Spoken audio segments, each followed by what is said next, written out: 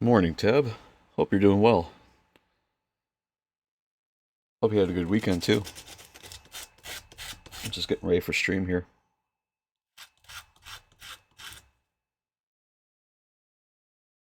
I putting together a little bit of sanding here. I got a tag that I 3D printed for my dad for his car.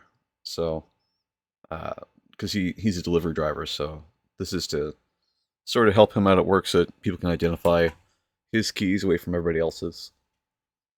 We're not gonna be. We might paint this on stream. I don't think we will because it's only partially painted now, but uh, today's stream is gonna be slightly different than the norm. If I can get my light to stay stationary. There we go, it's a little better. So I'm just kind of sanding this on the side. How was your weekend? Wrapping up a big project a couple days ahead of schedule, and the morning stand-up was really short. Still gonna be a good day. Still trying to shake lingering gunk from a cold. Yeah. Well, you were feeling pretty sick last week, so I hope you're feeling better, man. I hope it clears up soon. It always sucks to be sick that long, and especially like a week. Not fun. Not great. So I really hope you're feeling better soon. And I'm glad that you could watch my stream at least while you're feeling sick. I know every time I'm sick, I like to put on a little what do you call it there? Not Jeopardy. The Price is Right with not Alex Trebek. What am I saying? Just The Price is Right. And that Price is Right always makes me feel good. Bob Barker, that's his name. And just something really, I think it's because I'm a '90s kid. It just makes me feel better. The healing power of Bob Barker. Although it's Drew Carey now. But I'll find old episodes with Bob Barker, and it's just sort of like gentle therapy.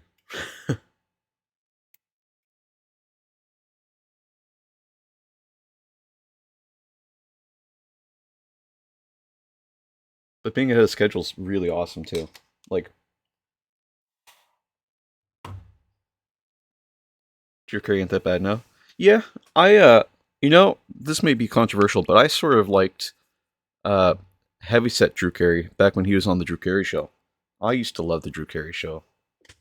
I watched it pretty much the whole time I was growing up.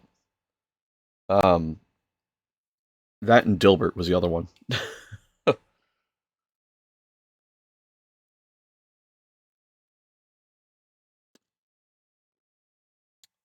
Actually, I was a big fan of Drew Carey for a long time. I think one of my favorite Drew Carey kind of pieces of trivia is that if you owned a copy of The Sims 1 and the expansion pack Living Large or Party, or I forget what it was, one of the two of those, um, you could have Drew Carey come to a party as a celebrity guest, which is just the wildest thing for like a video game to have. Oh, I love the Drew Carey show. I uh I became a fan of the Presidents of the United States of America because of the Drew Carey show, and I've just been following them since.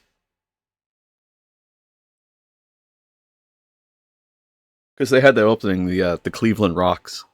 Oh God, it's such a good opening. Living in sin with the safety pin called Cleveland Rocks. Cleveland Rocks. Cleveland Rocks. Cleveland Rocks.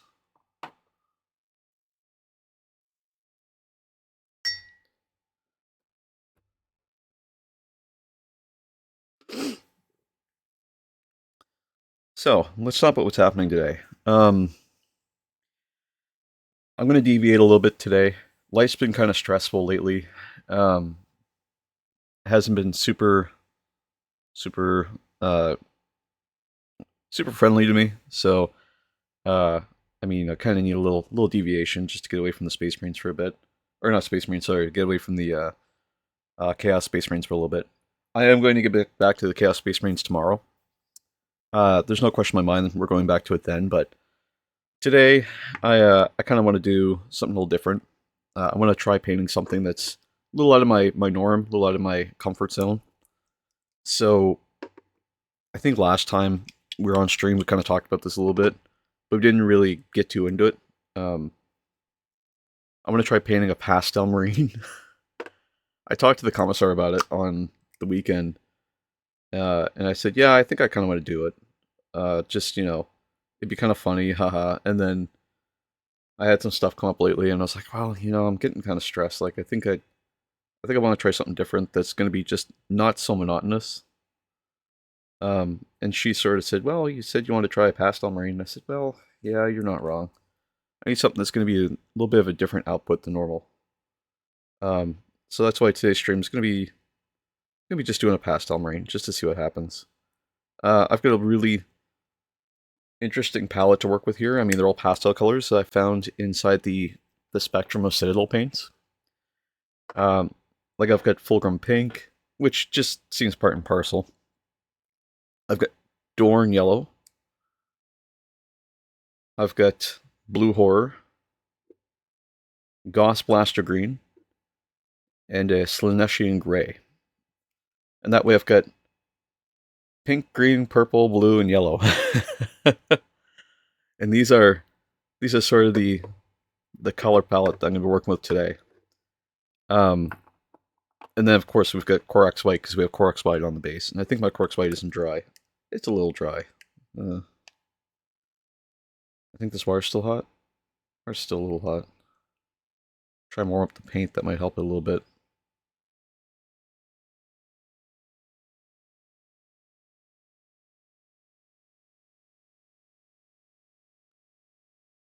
I miss the days when you would like get something started at work and then you'd land like 1 or 2 days ahead of schedule.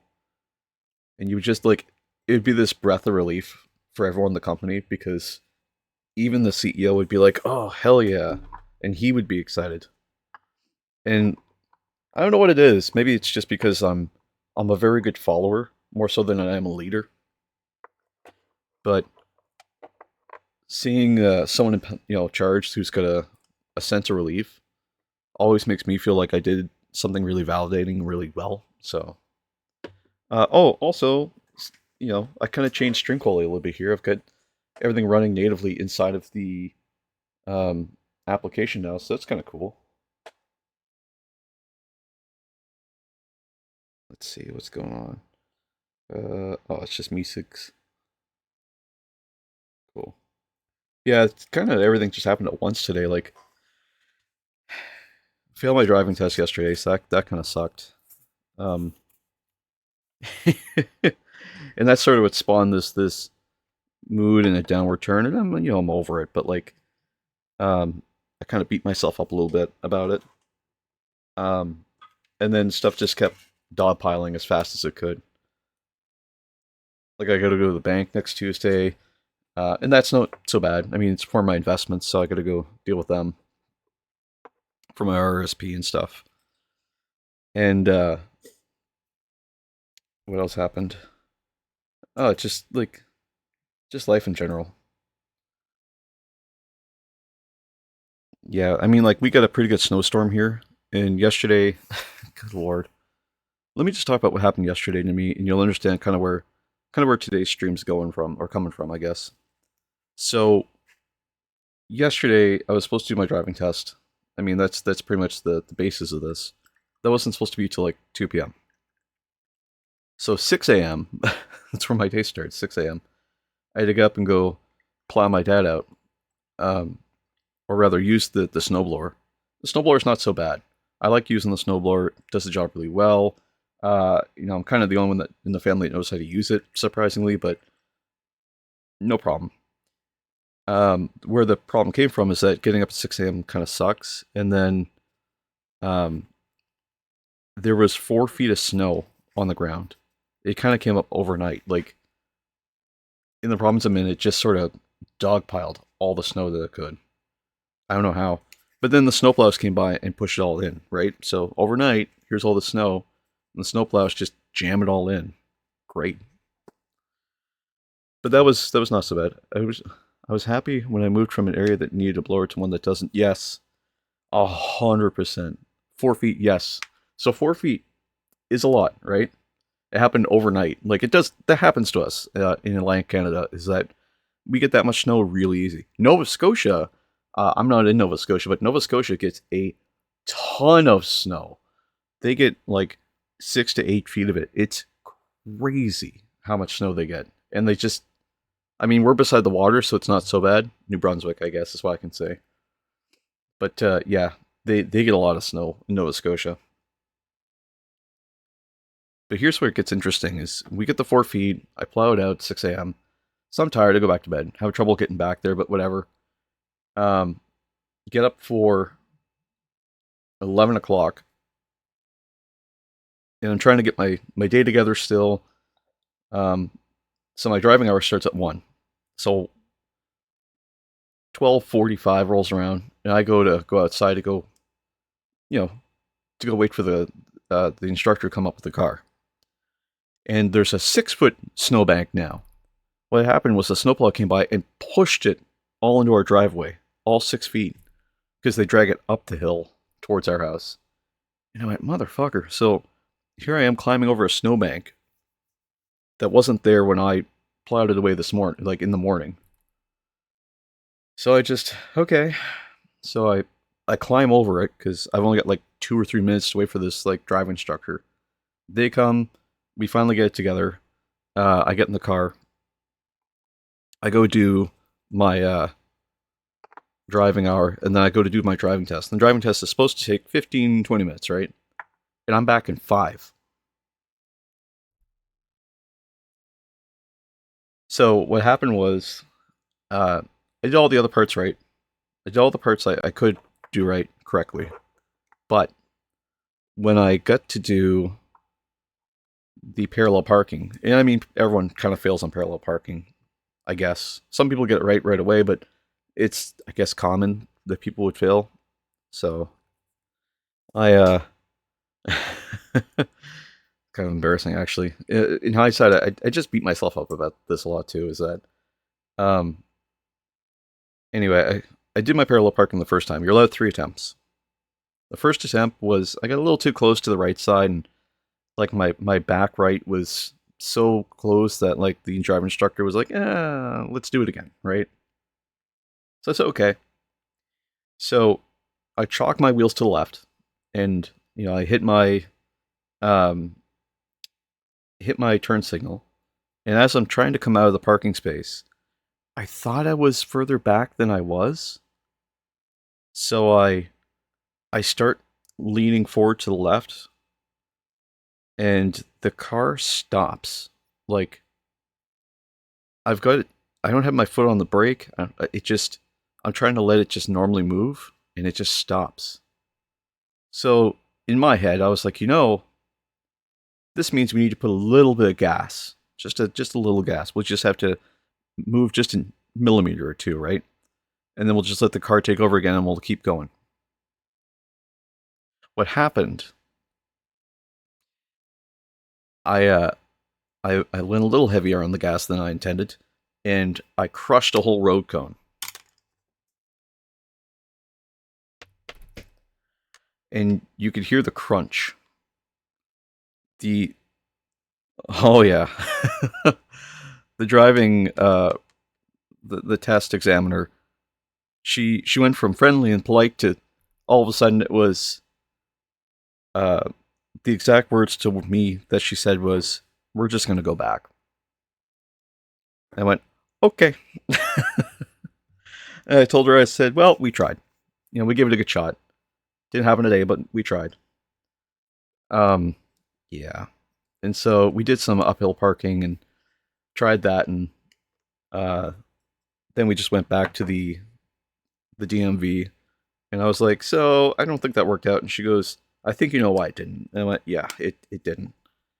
And they were doing snow clearing at the same time, so all the roads I'm on are covered in snow to begin with, which sucks. And she's getting freaked out because in the parking lot there's these guys doing snow clearing with the great big machines, and they're just like running as fast as they can with these machines, and like they almost hit the car a couple times, and she like gets freaked out, and she's like, "Nope, I'm getting out of the car." And I'm like, "Okay." So it kind of sucked, but it was also kind of funny at the end. But yeah, fully crunching down a thing. Yeah, well, I appreciate that, man. It like I said, it happens. So I called up the driving school and I was like, "Hey, it didn't happen this time. Can I borrow the car again?"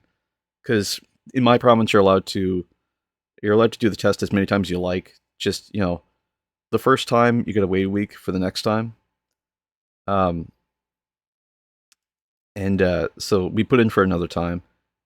I came back from the test and like my driving instructor was sitting there and she's like, "Hey, how did it go? Like you're back early." And I'm like, "It didn't." And she goes, "Oh." And they've got this rule where if you don't pass your driving test, they drive you home. And I was like, "What's that about?" And because I'm okay to drive, I'm just sort of frustrated, right? And she goes, "Yeah, it's just a general policy that if you fail it, we drive you home." I was like, "Okay." Like, and I asked her specifically, I'm like, "Is there a reason why?" And she goes, "Well, uh, some people," and she was dancing around a little bit, and she was like, "Well, some people, they struggle a little bit, and so we just want to make sure that they get to where they're going." And I was like, "That's interesting." And I asked her specifically, I'm like, "Do people get a little emotional after the thing?" And she goes, "A little bit." And I was like, "Oh, okay." I instantly understood that like someone's going to crash this car because they're pissed off. And I was like, not me, but that's I can understand it, I guess. Oh, I got slashing gray all over my friggin' hand now. Just shaking up my paints. So yeah, I kind of took that personally. Uh, I got home and I was still doing it in my head, like what I did wrong and how to fix it. And I was like, I'm just gonna go plow the driveway. So I climbed over the snowbank again to go get this snowblower and blew out the 6 feet that was there. That was the time. And then afterwards, I was like, I'm just gonna go get some snacks. So I just went and bought like a whole whack of uh poor me snacks.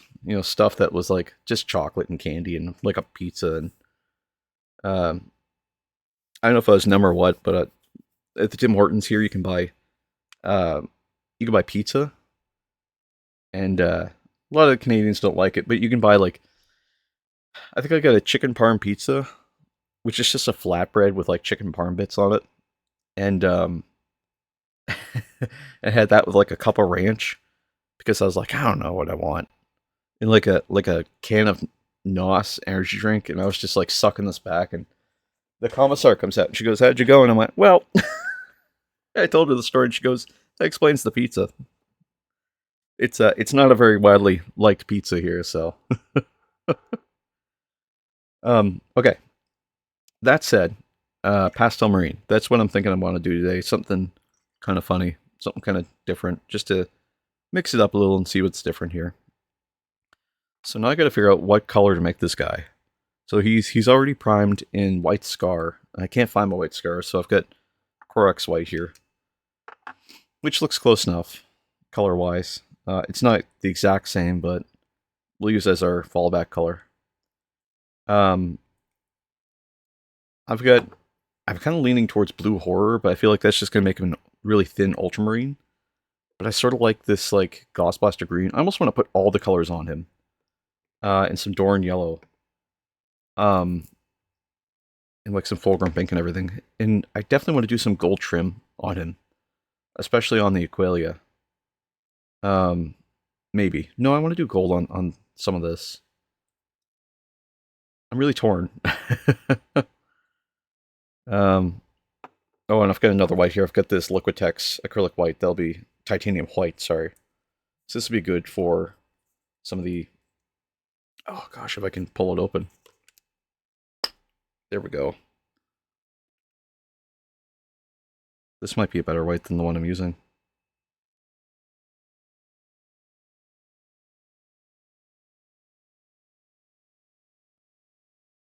Hmm, interesting. I'll have to poke it open. The commissar gave me this white and said, this is the one that I use. I went, okay, I'll try this.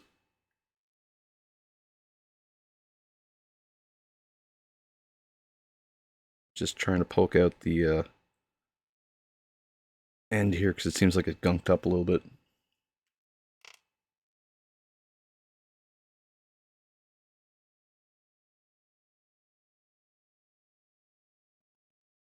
Is there going to be any paint that comes out of this?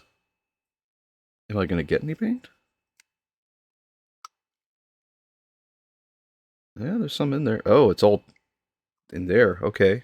We'll find out what happened with this white here in a second. Shake the crap out of it. Sounds like it'll work now.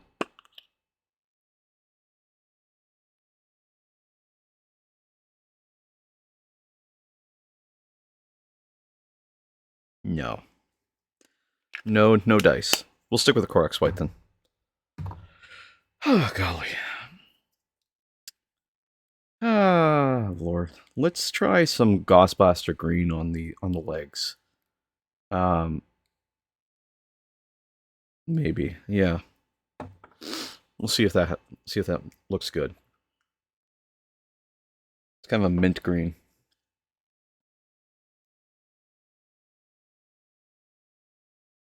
It's sort of funny. I went into the driving test, and maybe it was like I think it was like a self-fulfilling prophecy. I told my driving instructor ahead of time. I said, "Yeah, I think so I don't know if I'm going to get it this time." And she kind of looked at me and she said, what do you mean?" And I said, "Well, I don't know. I just get this gut feeling that like it's going to be like the second or third time when I get it." And she said, "Okay, well that's all right." And I don't know what made me feel like that, but it was sort of weird because when I was pulling out of the parking space for the parallel park, I uh, I had this like moment of autonomy. Like my body went into autopilot, and it just sort of took over and was like, "Hey, we've done this thing a billion times, right? Like we know how to parallel park. It's no big deal." And I was like, "Yeah, but I thought I was in control." And it's like, "Nope, we got this." And the thing is, I trust it, and then I crunched up the cone, and I was like, "Oh, what the hell just happened?" It was sort of like a not out of body or out of body experience, but it was just sort of funny in hindsight. Thankfully, it's just like a plastic road cone. Um, but the person that was administering the test made very clear to me that like if that had been a car, and these were her words. I don't know why she felt to put it in these terms, but she said if it had been a car, you would have damaged it. And I was like, yeah, I kind of realized that. But she made sure I understood that that's what would have happened. So, oh well. I don't know why she felt the need to go that much clarity, but I think it's because I had like a sense of autonomy where it was just fully like out of control sort of thing.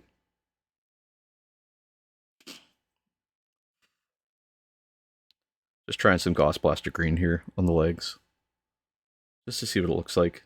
We'll do a couple thin coats, best we can at least.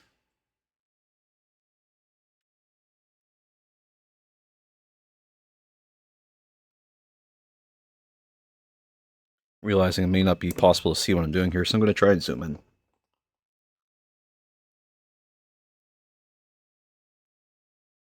Pick your video, camera control, we'll do zoom, we'll do about 150.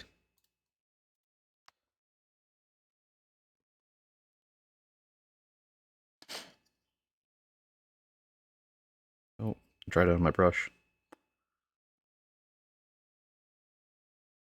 And like I was explaining to my driving instructor on the way home, I said at least I failed on like the parallel parking, right? Like if I had failed on something else, something stupid like hill parking, not that that's stupid. Like I guess what I mean is if I had failed on anything else, I would have felt more annoyed because the rest of it felt a lot easier than the parallel. Like parallel is something that is normal for people to fail on. It's just very typical. It's very interesting. And the thing that really sort of annoyed me. Hey, Simple Dots. Welcome to the party. We're Doing some pastel marines today. Trying something, well, pastel marine. We're doing something different today just to mix it up and push our brains to be creative. Um, yeah, if I like feel on hill parking, I don't know how I'd feel, but thankfully it was the parallel, which is totally normal. Some people get it first try, not me, but that's okay. Um, but the funny thing is, and I was talking to the commissar about this too, is that previously, like a couple years ago, I used to have this problem where like I would panic about pretty well everything, and I've addressed it since because um, I've done something about it. But I used to panic about pretty well anything. Like if I was going out to a party at work or if we were doing something on the weekend, everything would just be this huge panic show, and I couldn't breathe. You know, I would like get scared. I don't know. Like it's not a great explanation, but I would have a massive anxiety attack. And then the moment that we get there, it was like a light switch. I could turn it off and on. Suddenly, I could just perform like on the spot. Now it's the exact opposite. Now I don't panic at all. I'm like, hey, I got this. It's totally cool. And then I get there and I'm like, oh no, my brain just shut off. Like I'm totally normal now. Super weird.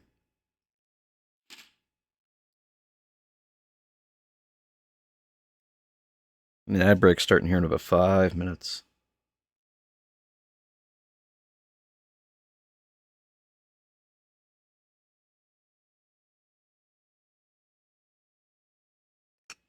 I sort of like that mint green. I think it looks nice.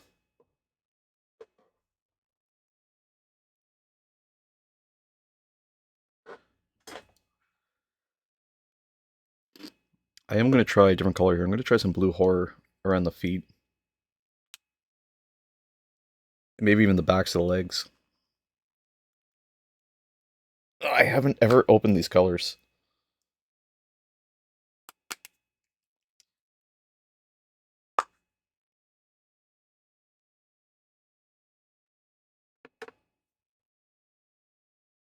So this is blue horror we're about to try here. Get it real thin on the palette. These are all layer paints too.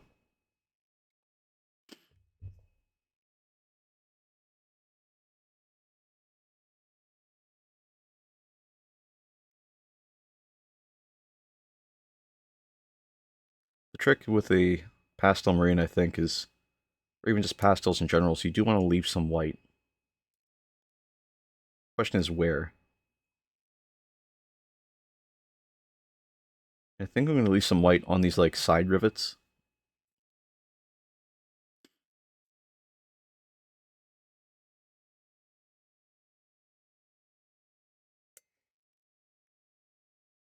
How you doing today there, Simple Dots? Did you have a good weekend?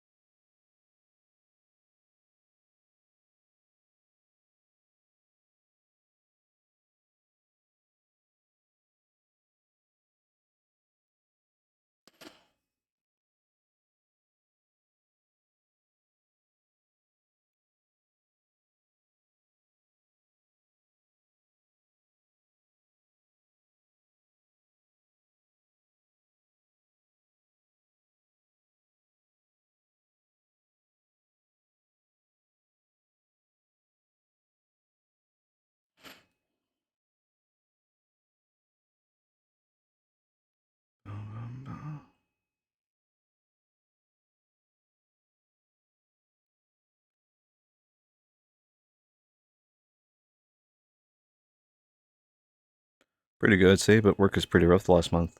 Really? Still? I thought it was, I suppose you've been in office for a little bit too. With all the on-call stuff that you gotta do, can't imagine it's getting any easier. Waiting for things to calm down, yeah. Were you able to get any more of Mortarian done on the weekend?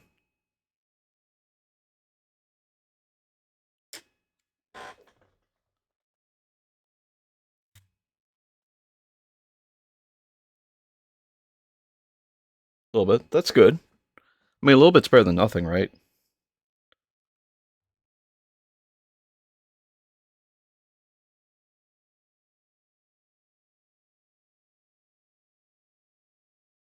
I sort of like how this blue's turning out, and this like gauze plaster green looks really nice.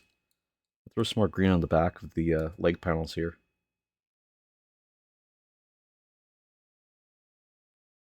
Not so much, mainly finish basing and prepping for shading. I mean, prepping for shading is still a huge, huge movement, right? Like we're talking about like getting like a lot of the color blocking and a lot of the other colors on, and then getting it ready for shading. Like that's still huge movement.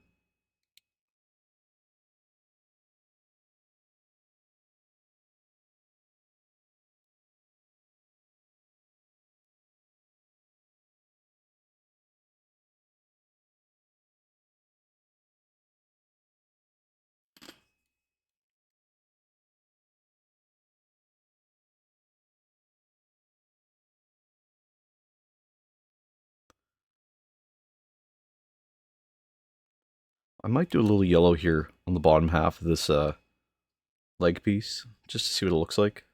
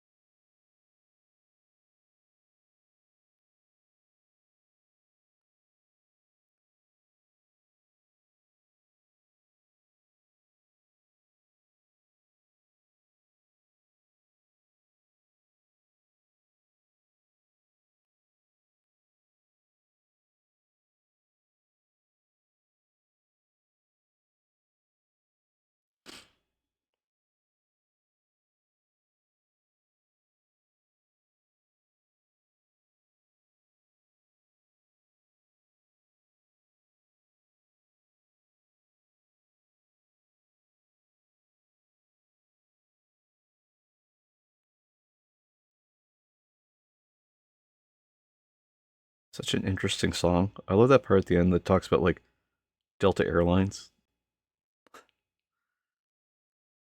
I never understood how like well I understand how like the planes used to be interfered with by like electronic devices. Because a lot of them. This is a fun fact. For those of us in IT here, airplanes still use floppy disks.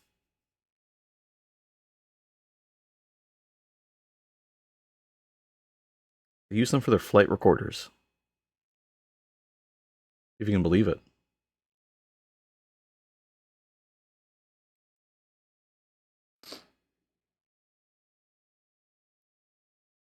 Slowly starting to plan and prep to work on the garden. Has some fence, so clover and so on. Nice.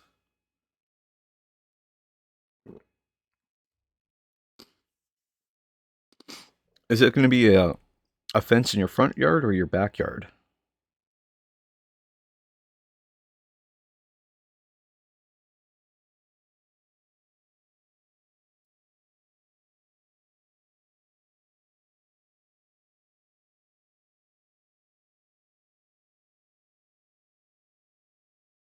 Also, you think about putting like vegetables out there too, or is it just gonna be just flowers?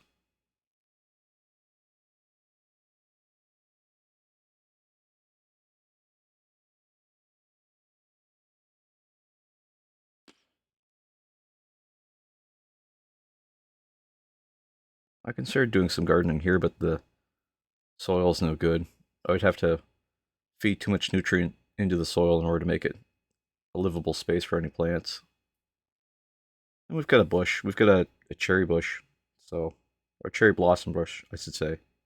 Cherry blossom tree. What am I saying? Bush. Jeez. I don't know how it survived either. Like it was strangled by another tree for a long, long time. Try some Dorn Yellow now. I think just to break up the color spectrum a little bit here.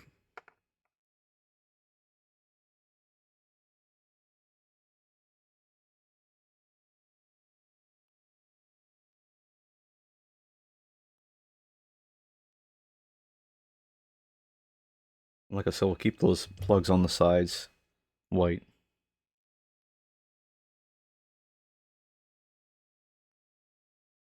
It's like a second plot, 900 meters squared. Uh, Garden with fruit trees, veggies, and other fruit bushes. Ooh, other kinds of fruits. Nice. So you're gonna put in like some stone fruits then maybe things like some cherries or some blueberries and stuff. Ooh, you could do like strawberries. I think strawberries grow relatively fast, so you could do that. Oh, you know what you should do? Not to say what you should do. Sorry. You know what would be absolutely hilarious to do is what I'm trying to say. Is grow asparagus.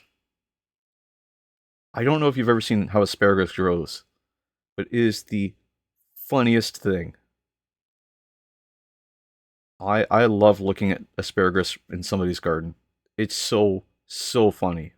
Oh my god. I don't know if you've ever seen it. I'll get a picture here in a second. But it is just the most comical thing in the world.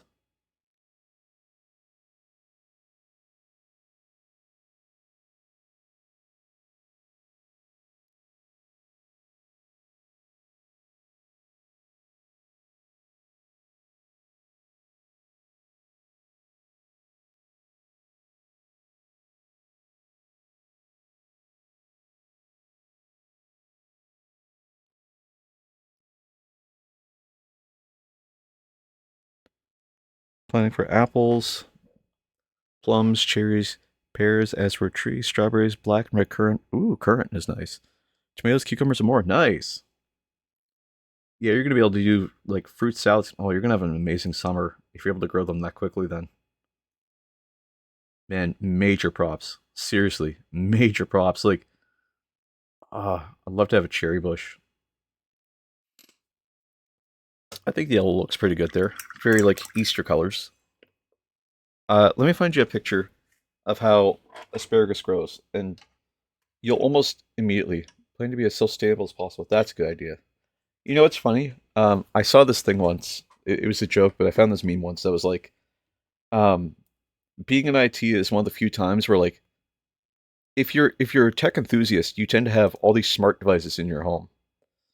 But if you're in IT, the only thing you have that's connected to anything smart would be like a printer, and even then you keep like a loaded gun next to it. um, let me find a picture of asparagus growing. This is just the funniest thing. Um, Display catcher, asparagus growing. And this is why, like, even if you won't eat the asparagus, you'll want to grow it, just because someone will be like, "What the fuck?" So, this is asparagus. When it grows, it literally grows straight up, as if like someone had just taken the asparagus and just like pushed it into the ground and planted it. But that's literally how it grows. It's almost like it's trolling you into like how it grows. It's so funny.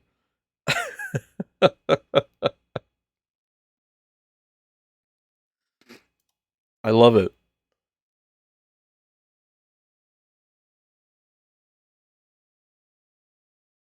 Chalupa, BT man. Hey, how's it going, man? Welcome to the stream. We're talking about growing asparagus right now, and how crazy it looks when it grows. Because it looks like it's like a joke, like someone came by and planted it in the blue. It's so funny. And today we're painting a pastel marine. We'll get some pastel colors on it. We were painting previously Chaos Space Marines, and we're going to come back to them tomorrow, and then the rest of the week to work our way through the rest of the box. Um, but today's just pastel marines. I need a little pick me up. I need something a little creative to try something different. So that's what we're gonna do.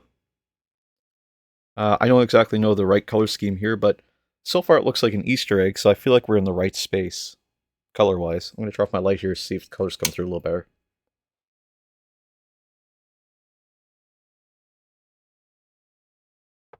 Doing a custom set of DKOK troops. DKOK. DKOK. Death Knight, I think. What is DKOK? Can you elaborate on that for me? I'm kind of new to the space. I do a lot of side painting. Death Corps of Creek. Ah, that's right. Sorry. Custom set. Very nice. So when you say custom set, please do go on. Because the Death Corps stuff looks really cool. Ah, nice.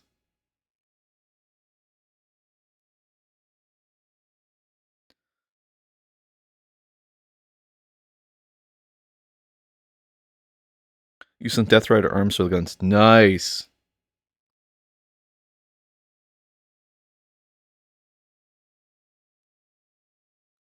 I want to take a peek at that real quick. Give me a second here.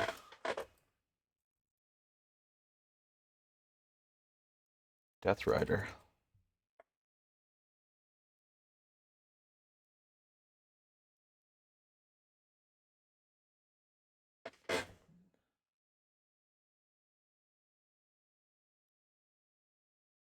Oh shit. Hold on. I gotta put this on stream here.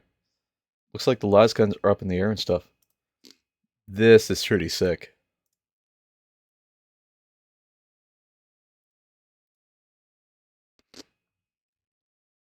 Dude, I love these like shock lances. Dude. Yeah, that's gonna be really sick for your Death Corpse. Also some really badass sculpts for the like face mask here. Maybe I should buy some Death Corpse stuff at some point. I'm gonna keep that in the back of my head. Look at them with the las guns. Las guns? One sec here. Ooh, what happened here? How did that get opened?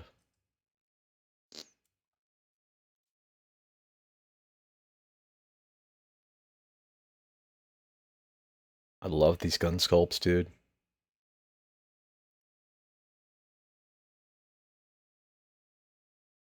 You know, this might be a controversial opinion here. I'm going to say this real quick. But this sword, I love this sword. Like, I've seen a lot of the double-edged ones, and they're pretty cool, but I love the single-edged swords. I just think that's, like, greatly underutilized. Also, these sculpts are so badass. Look at this. Like, they've got an imprint of the Imperial symbol. You've got some barbed wire down here. Like, that's so cool. That last gun's really badass. Man, I'm super jealous now. Oh, wait, whoa. Sorry, I'm just looking at this vein here and, like, the ribs. There's some extra painting going on just at, like, GW. Like, I know they get paid and I know they're professionals at it, but, like, to have that much definition, dude, this is so sick. Okay, we may have to try some of that at some point. That's so cool. I have 2,000 point army for it. Death Riders are talking about 2 hours for her to finish. Yeah, that tracks. We usually do one of our models per stream, and it's like a 4 hour stream. 2 hours is really sick. Like you're doing it super fast, and that's awesome, dude.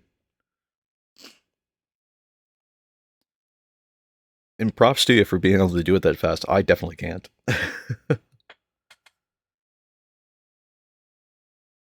Oh man, how do I want to do this foot?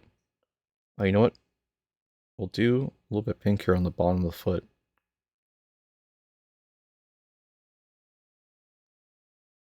And then we'll line it in gold.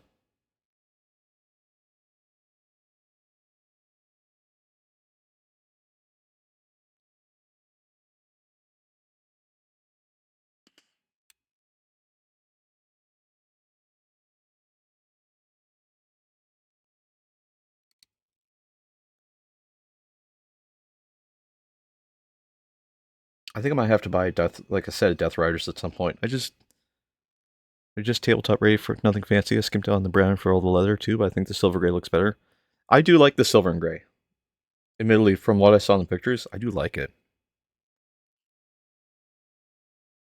I know some people go brown. I've gotten into the habit of going brown for my Chaos Space Marines, just because I find it easier to do a wash on. I throw some Cygor brown on it, and I'll do the highlight with like a Doom Bowl brown. And I just find that really easy for me to do. Oh, it doesn't want to focus.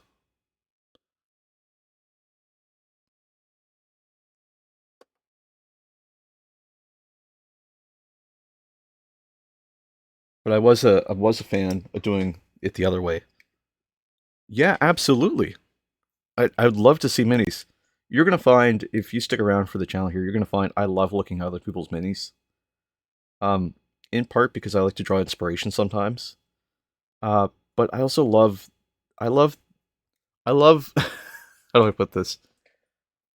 I absolutely love everything about this hobby.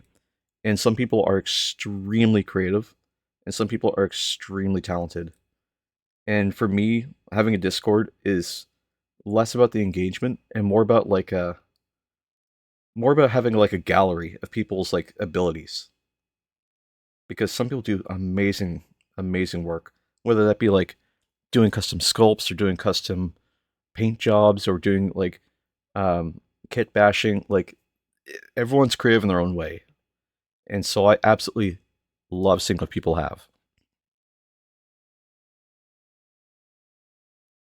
So absolutely, please, definitely do post it in the Discord.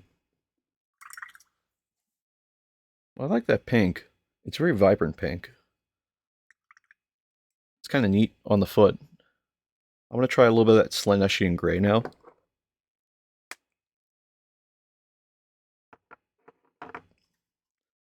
We're just gonna keep working with this color palette.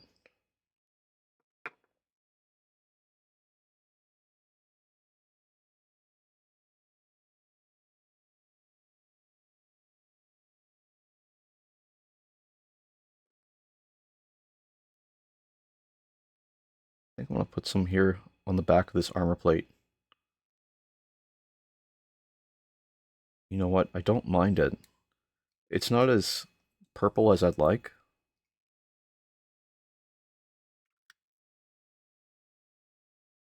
but it's okay.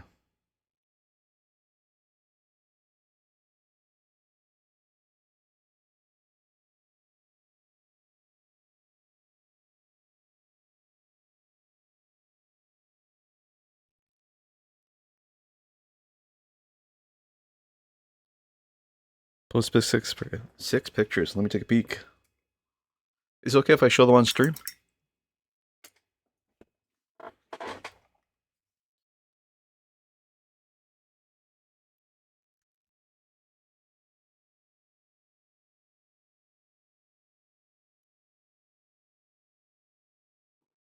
Imperial Knights is in the army.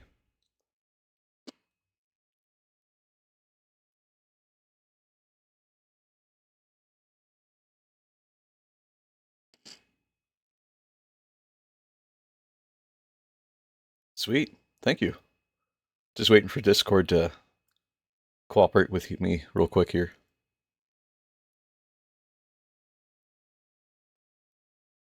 Okay, let's see. Discord. Ba ba ba da ba. And cramp hideout.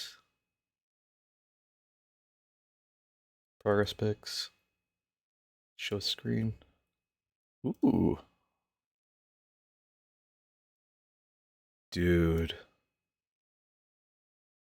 That is sick. Also, I love what you're doing with like the hooves here. These like the red feet. That's really sick.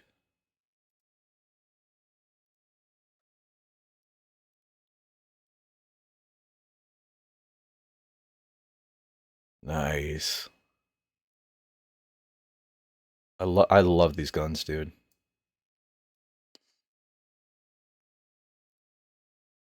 Oh, here we go. Oh, here we go. There we go. Okay, real talk. These tanks are so sick. Also, nice Imperial Knight. Holy shit. Just a little casual flex putting the knight in there. I see you. I see you. I like it. I see you. Dude, I love this sculpt. Oh my god. I'm a sucker for big tanks. That's the other thing too. Like I guess I'm a sucker for anything in this hobby because GW just has some really sick, really cool looking like sculpts. Dude, look at these.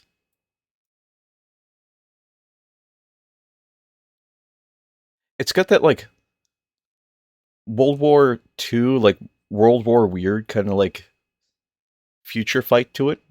Like you really push the envelope in the right direction here because like Death Corps for Krieg I always found was like kind of trying to be the Trench Crusade almost for Games Workshop, and you've really pushed it in that right direction. Also, the basing's really nice on these. Like the little bit of like brush every now and then. That's oh, dude, you've got it right on track.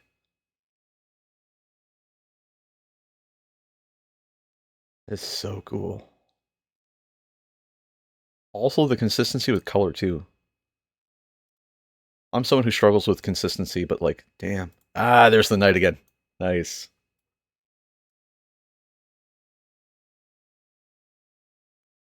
A lot of people, when I see them do knights, they do like really too much. Oh, also, I love that you're reusing the guns up here. That's a really cool idea, especially if they had like two guys working on the top of that. So that's how I see this in my head now. Is that you've got someone manning the knight, and then you could have two people on top working those extra cannons. That that would be really really cool. That would be really sick, especially because you got a little guy here on the side of this tank. Like, oh, I don't know if you've ever seen there's a German weapon from World War II. I think it was called the Gusenberg, and it's just this massive, absolutely massive weapon that they had to run on like train tracks.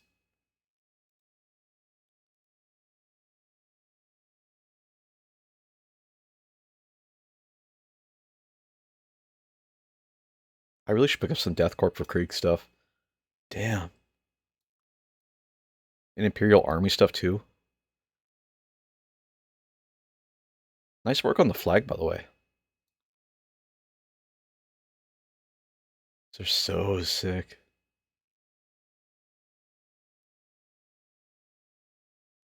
They almost make me want to like. They make me want to shade them on one side, so it's like the light is just on one side of them. But these look so cool, dude. Good job, dude. Thanks for sharing. The Big Bertha WW1 cannon? Yes. Hey, thanks for the follow, too. Hey, we hit our 30 follower goal, too. Right on, thanks. Hey, man, I don't compliment just to be nice. I compliment because I like what I see. Like, it looks really good. Like, you did a great job, dude.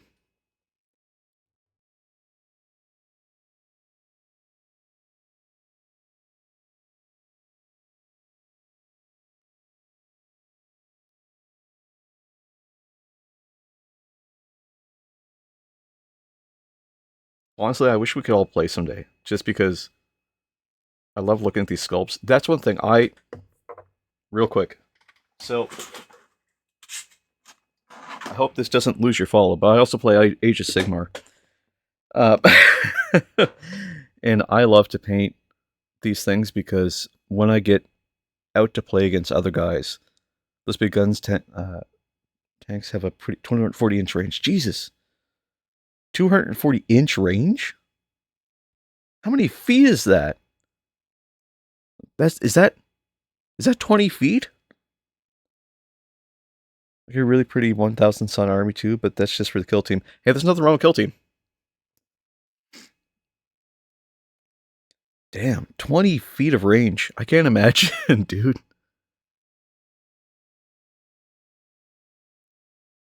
I love when a full army is painted. It's to me the most important thing. Like I play this game and I love playing against people who 20 feet is crazy. I love playing against people who have their whole army painted because it's just so cool to be like, here's this thing you're fighting against, and then it's like, damn, I just killed that thing. Or in some cases, it's like, I want to kill that thing because of just the way it looks. The AOS minis are really sick looking. Thanks, dude. Appreciate that. I entered these guys into an AOS competition, or Armies on Parade competition at my local Warhammer store. Um, and I fell in love with the painting process so much that like they just it's just how I do things now. And so where I'm kind of going with this is that I love seeing painting like minis painted. Like I said before, because it's just really nice to see people's art style. And everyone has their own unique style. Whether they believe it or not, everyone has their own unique style. And I like seeing the story in my head. I like seeing that when we play or when I play against somebody, that they've painted this thing to be narrative wise something that they want to fight with. Like, what is the story they're trying to tell? Started painting on a foot DP last night. A foot DP? Just working on skin at the moment. Nice. Skin is one of the things I struggle with too because I can never really nail down what skin, not tone, but what skin highlights I want to use. Like, I've got a Demon Prince. Ah, okay. Right now, I'm right there with you about the painted minis. If it's gray, I kind of don't want to play. Yeah, 100%. Like, and there's nothing wrong with that opinion, I find. And maybe it's controversial for some people. I mean, there's nothing wrong with playing with gray minis, but like, if all of your units look the same and all your minis look the same, like, okay, I killed that thing, and then I killed that thing, and then I killed that thing, and then you killed me with that thing, like, yeah, it gets kind of like, if you're playing it, it's kind of the same, right? Like, no, I want to see them painted. I want to see like the body horror. I want to see the core that's in your head. I want to see like you can almost tell someone's strategy based on how they painted something. Like all of my minis are for AOS. They're aligned to corn. So what I did was I'm going to show them again. I apologize. I keep delaying the mini painting here, but when I painted them, I did all the faces to have this like glowing red eyes, and like I tried to do like skin tones for like the weapons and stuff, or like the back armor. So like there's actual flesh there, and there's like flesh on his cloak, and then with the face, it's still got that like glowing red just around the eyes. Well, glowing yellow, I guess, because I wanted to visually align them to corn, even if when I get to the tabletop, they're aligned with something else, right? Try and get that in focus best I can. Oh, that's sick. Thanks, man. I'm super hyped about these. Like I spent a lot of time working on them, and I'm just super proud of how they turned out. And it's so nice to play with them on the battlefield too, because someone looks at them and the first thing like I get compliments, fine, but like people look at them and they're like what are you doing with that army? And I'm like, oh, I'm aligning these guys to corn so I can get like more hit points or not points, more attacks.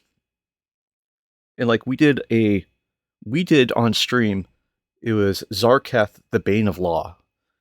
Let me go grab him right quick.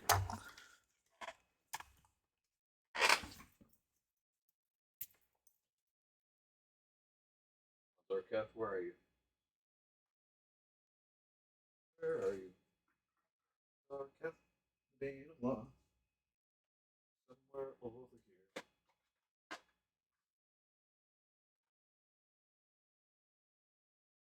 Ah, where is Zarketh? Oh, oh, there he is.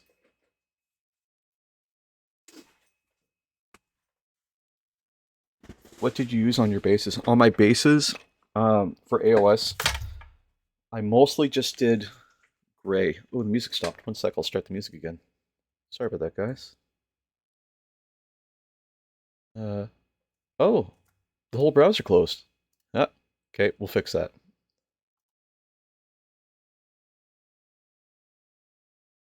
Ba-ba-ba-da-ba. Yes, Chrome did not close properly. Restore. What the heck happened?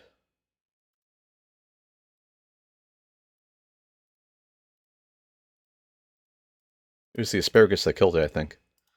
Um, so for my bases for AOS, this is kind of funny. So I did a couple different things. For my Demon Prince, I did a clear base because I had a whole diorama that went with it. The diorama was like a glowing sigil of corn. For my knights, I did a little bit of astrogranite, and I just dry brushed some like different yellows on it, and then just some sand colored texture. But for my warriors, what I did is I put down some varying colors of gray. or varying shades of gray. And I just dabbed it on with like a sponge. And it just sort of gave it that look of like rocks, which is all I was trying to aim for at that time. Lately, we've gotten into doing some different stuff though. For example, we did our master possession. In our master possession, I've got this plastic I-beam that I cut up, and we put some like rust all over it. So we do some old rust, some new rust. We painted it some brick color on the inside, and some astrogranite around it. And that, I think, turned out really nicely when we did it. It's our master possession. The one I'm sort of proud of, I used clear resin and snow effects on my night spaces, so it looks like he's standing on a pond. That's really cool. I've actually got some Green Stuff World stuff for doing frost, so I'll pull that out at some point, and we'll do some frozen bases. Not too soon, but we've got some we can come back to for our Black Templar at some point. So we did Zarketh, Bane of Law. And this is what I was sort of alluding to earlier. I really wanted to sell that he was like aligned to Zenich. And so what we did was we really themed it. We did green to blue transition on the base. We gave him some static grass from the old Citadel static grass line, and a little bush. And we did some OSL and just some blue around. Like even the eyes have it as well. Zinch, sorry. Yeah, I've got the Green Stuff for Liquid Frost. 1 sec, I'll go grab it real quick. Sorry, I'm just showing off toys real quick, guys.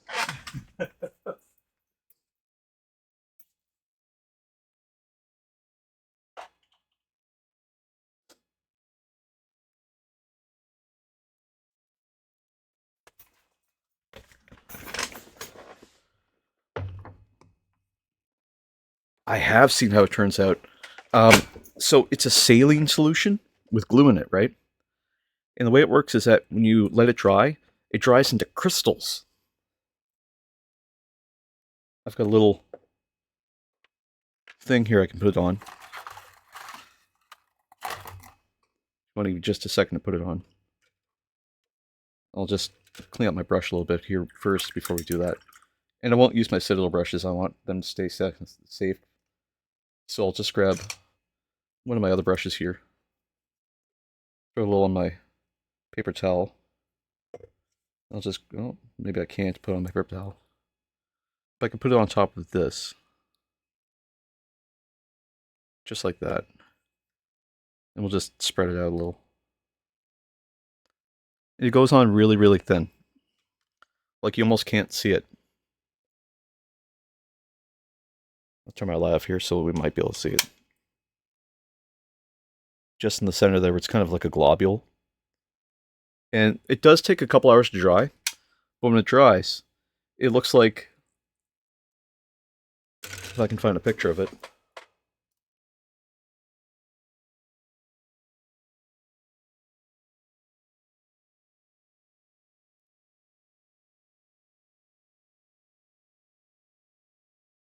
Oh no, you're still stuck in that ad? Ah, that's lame.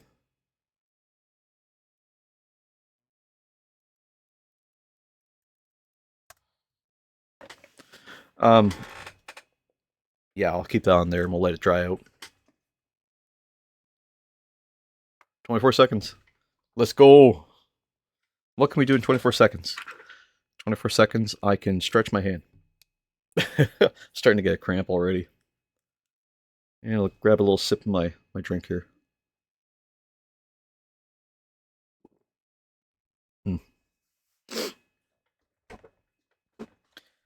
I'm going to grab my Solashian Gray here again. And we're going to finish up doing the back of these armor pads on his legs. Going to move to the front a little bit. This is where we're waiting. Hey, welcome back. I just started doing this right while you were gone, so I'm just going to finish this up real quick. But what I did is I put some of that Green Stuff World paint onto a sprue. And we're just going to wait for that to dry. But it does, I have tried it before, it does dry as crystals. Looks really cool. If you've ever used it, it's so sick. Um, the other little fun tools I have. There we go. I did some black and orange sisters with that. Nice. I haven't used it yet on a model, but I want to use my snow powder at some point. That's from Green Stuff World as well. And we used this earlier. Oh god, we used it here, just on the base for this guy. And what this is this is an asphalt by AK. And it really does look like asphalt. I love using this stuff. This stuff is so good. It's grainy like asphalt too.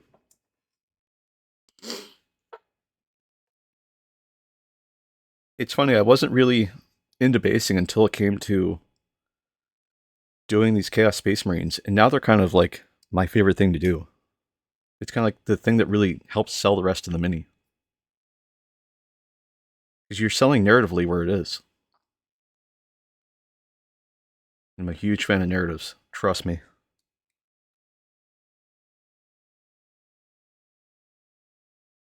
But we're deviating from the plan today of doing our normal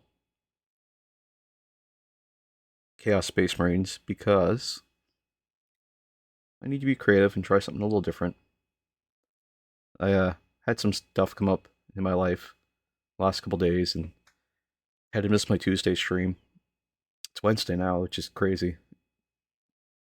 And I just want some creative output that's a little beyond kind of the norm. I like doing the grimdark stuff a lot. So I did Mud and Dark Earth on the base because it makes it look like they're in trenches again. Happy gas mask noises. Trust me, then I know. If you listen to music when you're painting these, I find that influences things a lot, which is why we listen to lo-fi when we're painting things on the stream here. And I found that like we get some really cool stuff when we paint with different songs.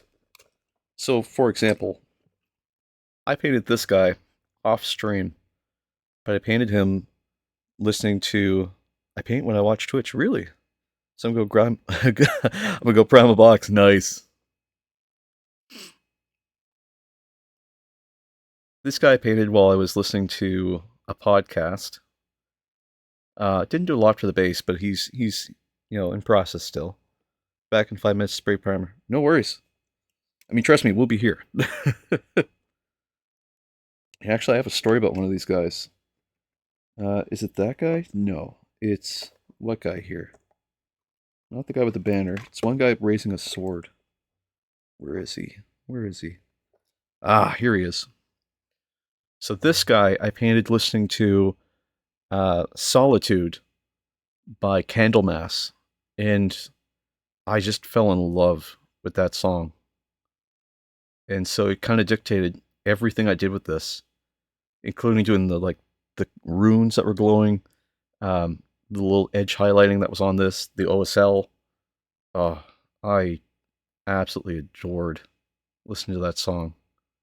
And I tried to listen to it while I was doing the rest of these minis, but I just couldn't get the same feeling or the same effect. Which is why we listen to lo-fi here, because it's a nice way to just turn off my brain and just move into that space of just letting the rest of the creativity come out.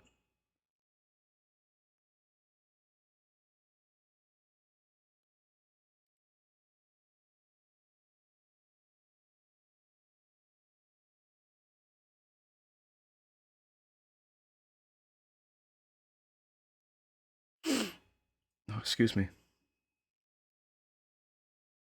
think I like this purple a little bit. I almost want to put pink with this purple, or more yellow, because the yellow seems to be really, really nice and bright.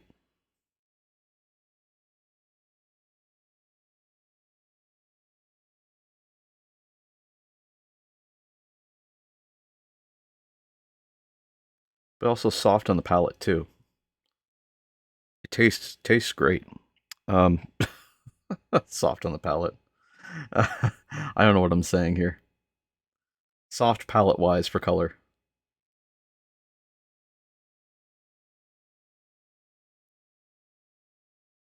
Tab dots. I hope I haven't alienated you too much. I apologize if I have.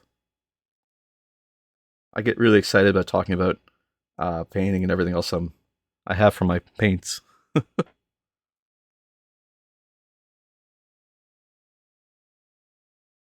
Let's look at this power candles. Power candies? Power candies. Power candies. Power candies. Power candies. Power candies. Power candies. What are you talking about? Power candies. Power candies. Powder candies. Sorry. Oh, I don't know why I read that as power candies. My brain is fried.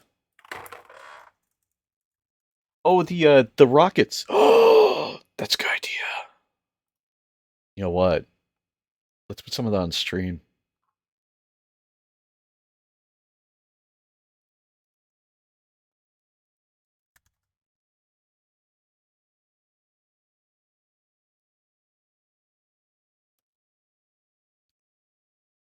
Let's see. You can find them at Party City. Location blocked. Okay.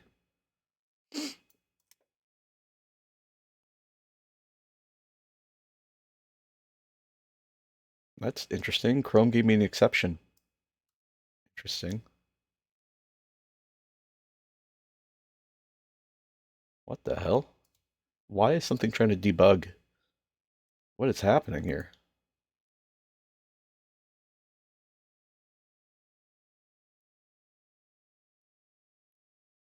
I'd like to get a handful of powder candies and then have to drink the paint.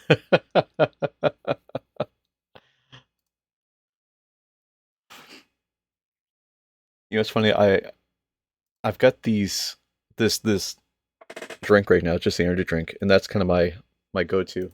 One sec, I'm just gonna make my reference a lot smaller here. Just oh my god, it's huge.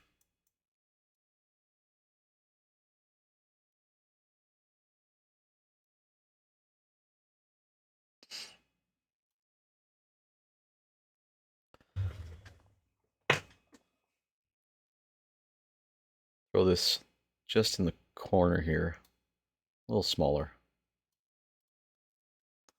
In Canada, they're called rockets. Oh, sorry.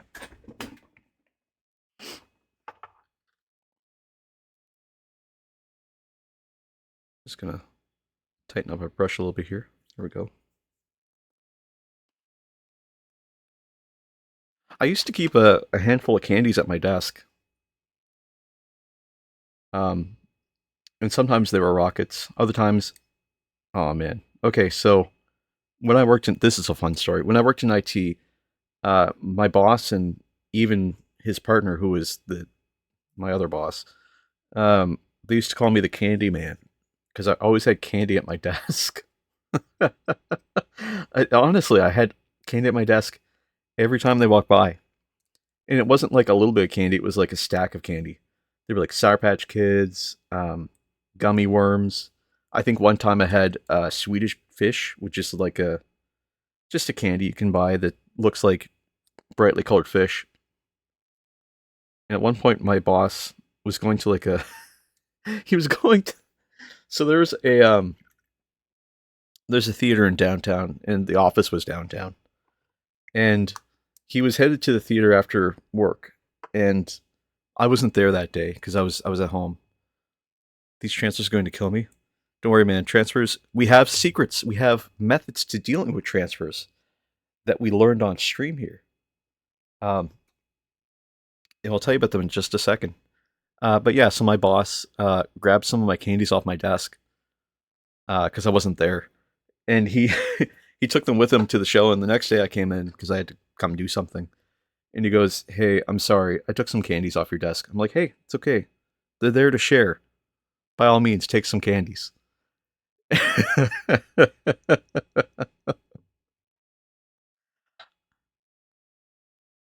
It's just the sheer bulk. Oh yeah, yeah, yeah. We yeah. I was gonna say our process for doing them is really nice. Um And it was actually Simple Dust that gave me the idea, and actually the process. He explained to me how to do it. Really cool. So if you take your brush, you can get your brush wet, right?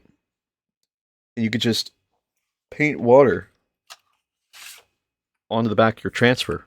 Like you could just slice off, paint the back of it with a little bit of water, paint the front of it with a little bit of water, let it sit, and then you can use the brush to actually push it straight off the actual transfer paper.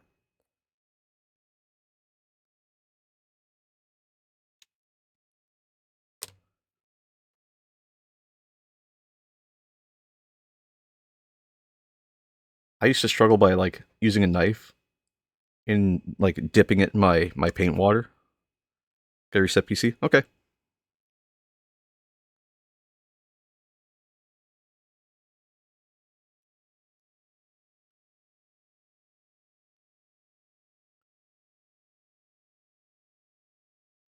I'm tempted, I can't lie. I don't know if this is too heretical or not, but I'm tempted to use my green stuff and make a bow.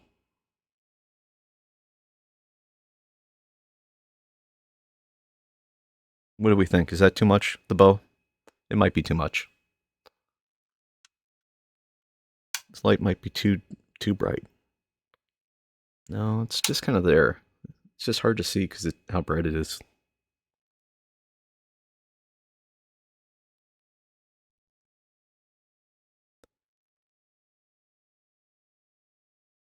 So far, we have some really radical colors going on here.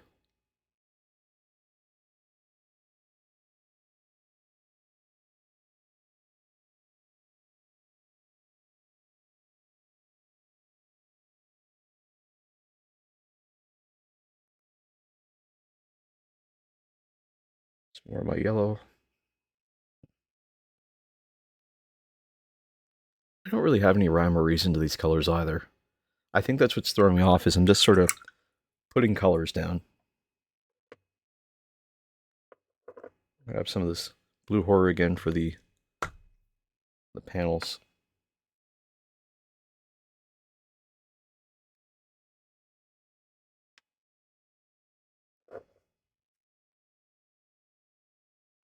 Just on his hips.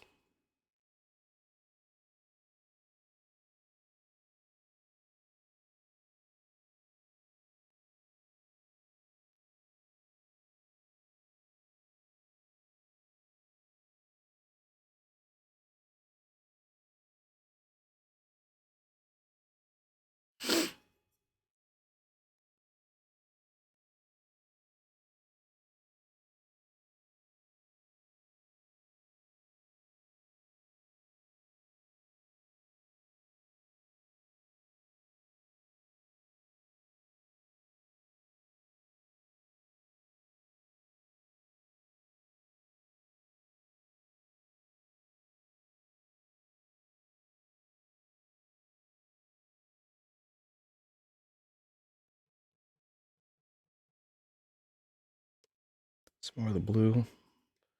Just gonna work it over top of this. And I don't think this is one of the models I've glued together.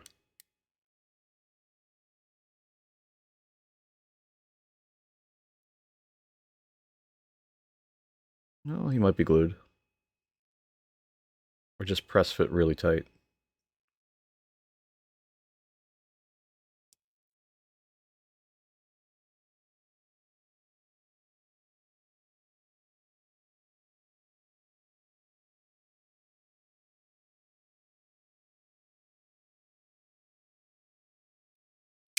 Oop. I was hoping the arms moved a little bit so I could pull them apart, but doesn't look like we'll get that much luxury out of it. That's okay. That green is really dominating a lot of the color.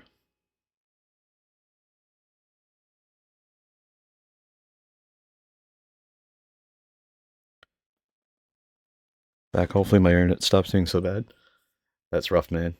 Are you in the States or in Canada? If you don't mind me asking.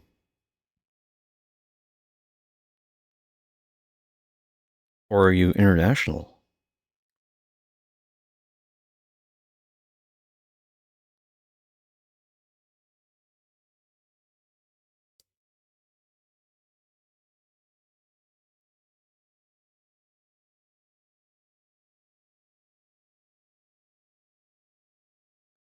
I ask because in Canada we've got um, like 2 or 3 ISPs, and our internet service providers are interesting, if not terrible at times.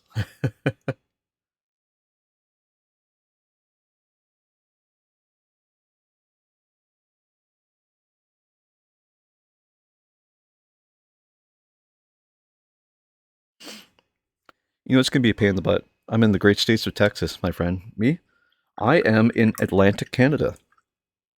We've got boats and water and uh, Tim Hortons. It's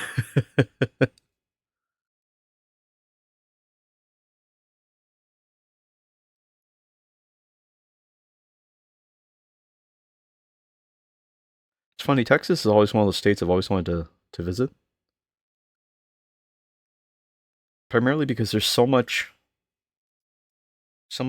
area.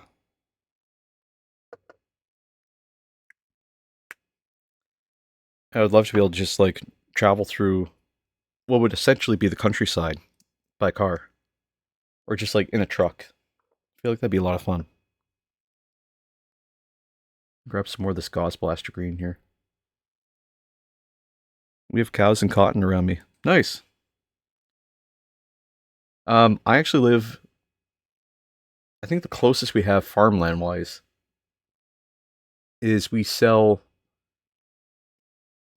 Well, no, I shouldn't say that. We grow a lot of blueberries, and we have a lot of lumber. That's the other thing too. Is I live in a province where it's mostly lumber. There's a place like 45 minutes away where you can rent a tank. Wait, you can drive and shoot it. Hold on. Okay, this is big. Hold on. I didn't know you could shoot the tank too. So I've heard of a spot in Los Angeles, California, or yeah, where you can rent a tank and drive over a car, and that sounds like a lot of fun to me. But to shoot the tank too, now we're talking business here. Now we're talking like I gotta go to Texas, guys. I want to shoot a tank. 3,000 gift subs and I'll shoot a tank on stream. God. Can you imagine? Stream crashed. That sucks.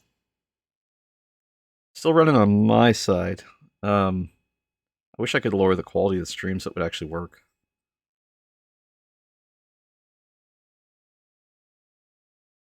Send you a message here.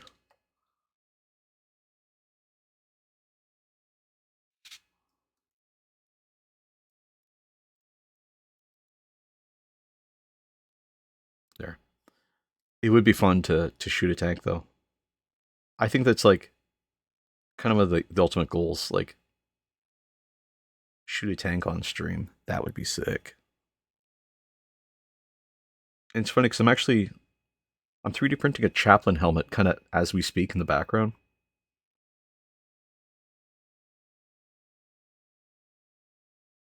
Although in hindsight, I probably should be 3D printing. It's 160p and it's still buffering. Oh my lord!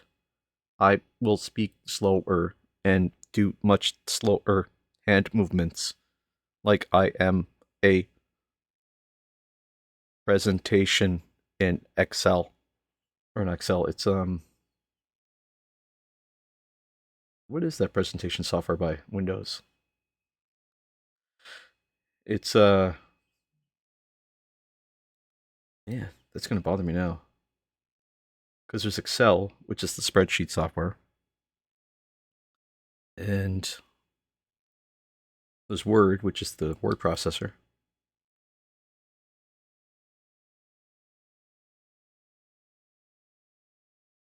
What is the name of that? PowerPoint. That's the. Oh my god. Yes, thank you. Holy crap. Ugh. Yes, PowerPoint. Anyway, that was the joke. like a PowerPoint presentation.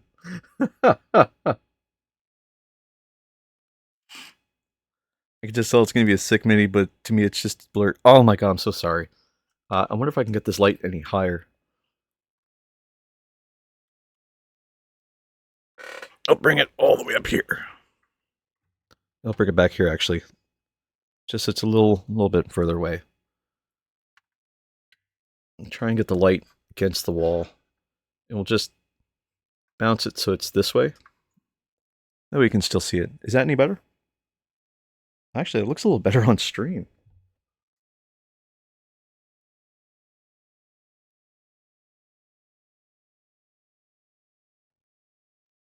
Oh, you know what? I know what's doing it too. It's the focus. One check. Change my focus here. Configure video. Camera controls. Find manual focus.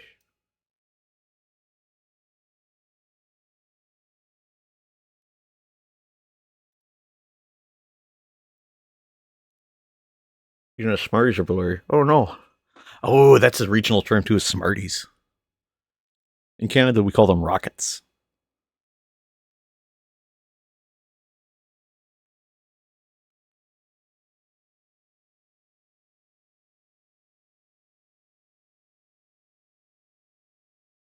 We get an ad starting in 5 minutes here. See if you need a moment to grab a snack or use the bathroom. Now's the best time to do that.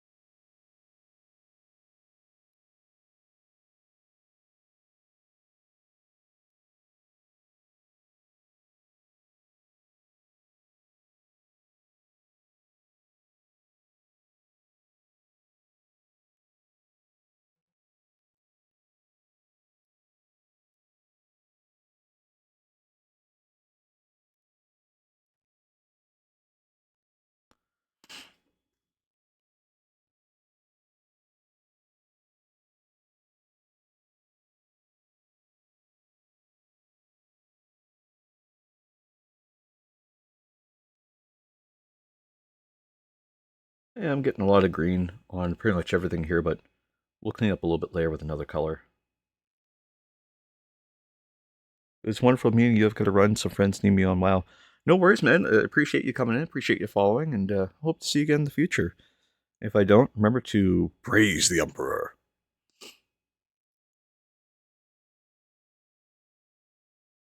Or glory to the Chaos Gods, whichever one you choose.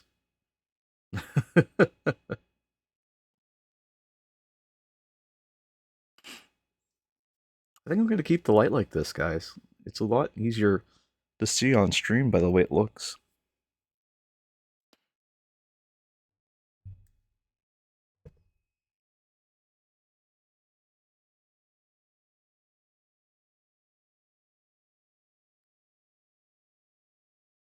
Fly safe, space good. Thanks, dude. Have a good one. Stay safe.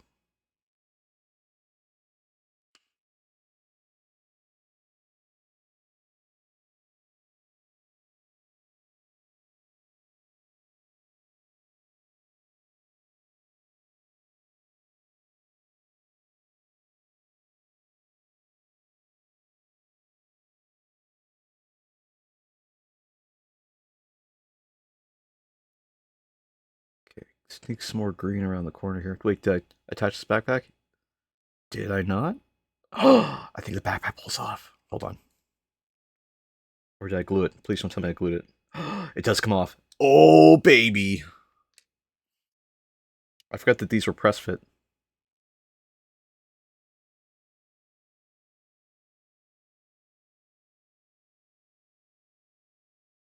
Now it's time for me to obsess about micro details that only I will ever know about. Does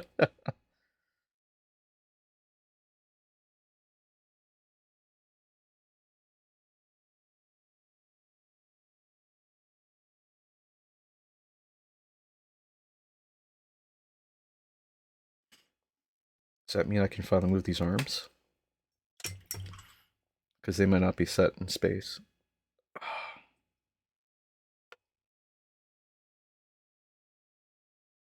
No, they are definitely glued. Well, maybe not. Hold on. Ooh, I think this one is a shoulder pad. No, it's staying there.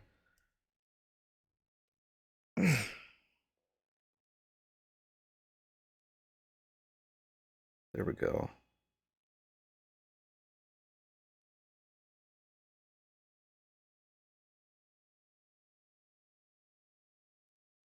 Okay, so what I'm going to do is I'm going to take a quick 5-minute break here, um, just so I can take an Advil because my wrist is starting to flare up.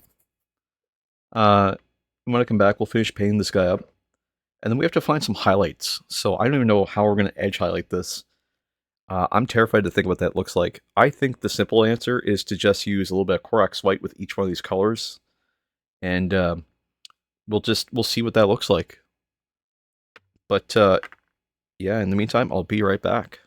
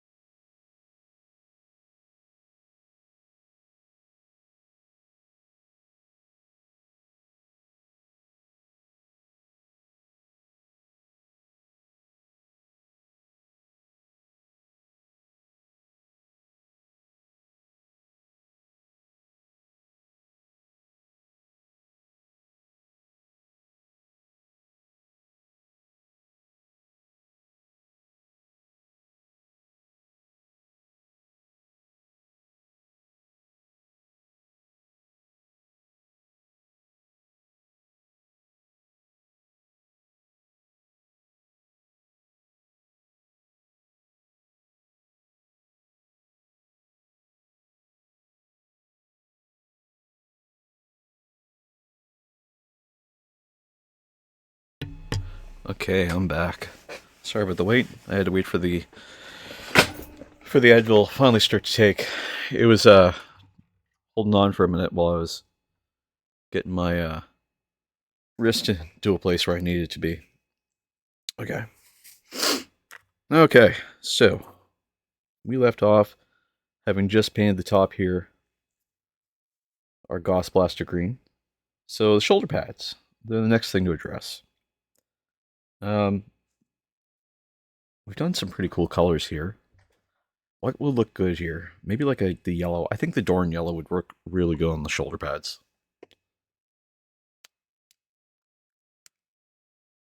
And the backpack. We can't forget about the backpack. Actually, before we get into that, I need a little bit more Goss Blaster here just on the top of this place where the backpack sits.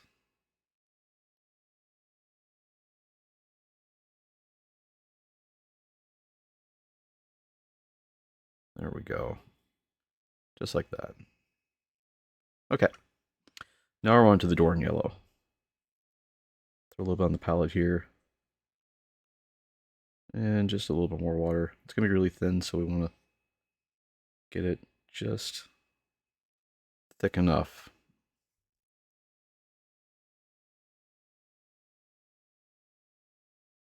The problem is that all these are basically highlight colors.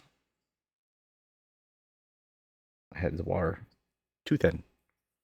Too thin for the Dorn yellow. So I'm going to just go straight to the wet palette and try again.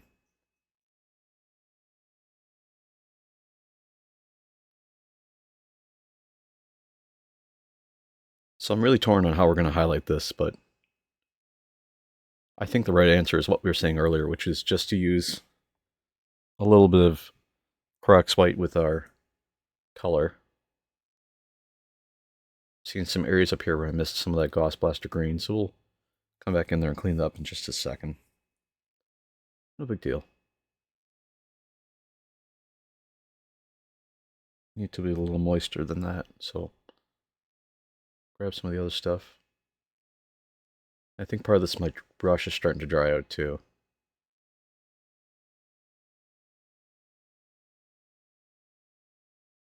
So I need my brush nice and moist for these colors. They're not going to dry out super fast, so we can take a little time here and add a little bit more color to this.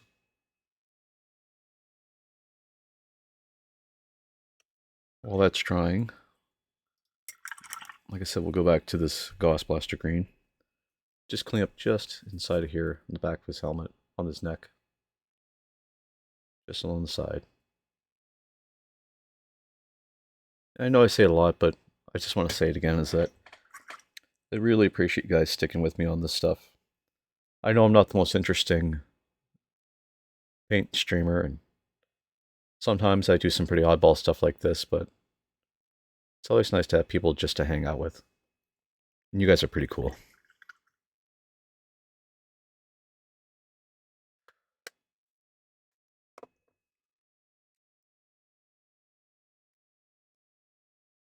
Okay, so we have to figure out the arms too. I think the arms are going to be more that Goss Blaster green, I think, because it's kind of dominating a lot of the color here. It's that, or we do pink. Actually, I'm going to grab a little pink here, because I got a lot of it on my palette, and just clean up the foot just a hair. Just like that. And we'll do some gold rimming and edging too. We can work some of this pink in around the foot. Just some of the areas where you might see it the most. This real fine tip brush. Arms, what we can do for the arms?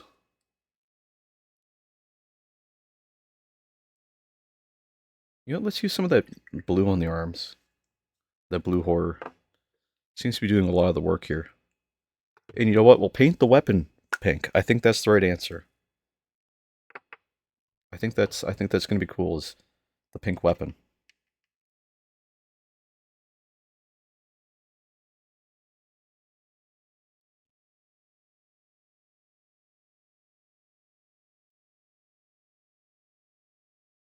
We can't forget that he's got a little bit of a plug suit underneath, so we'll have to be respectful of those colors, much as we can with what we've done.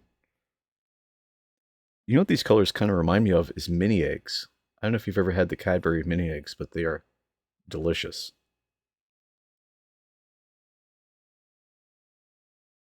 And you know, I kind of just remembered that Easter's coming up soon too. So maybe we're just in time for Easter.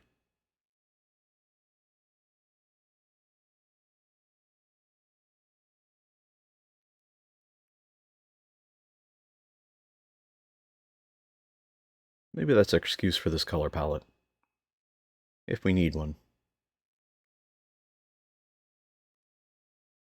I mean, we don't, but if somebody asks and they don't like our answer, that's what we'll tell them.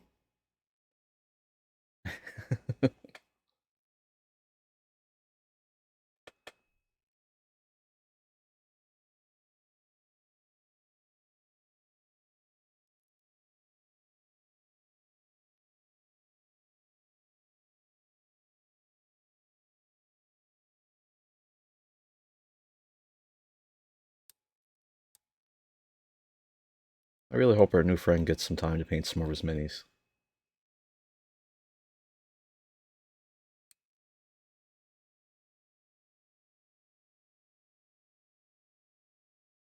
Roll my brush into a point and just spread it on real thin.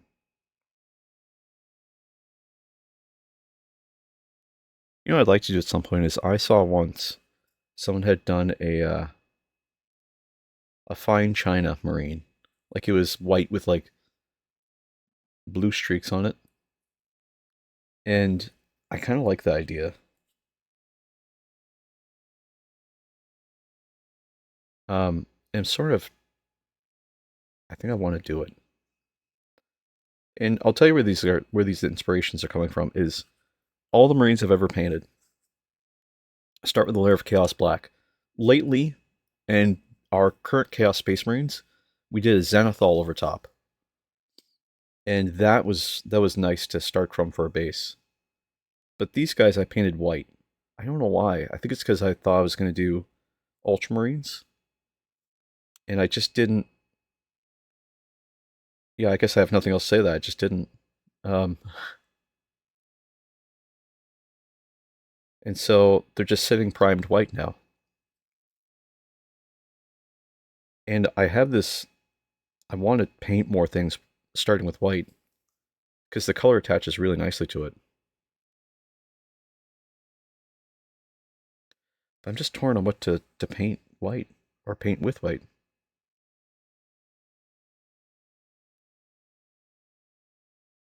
Oh, I gotta remember to keep this in frame.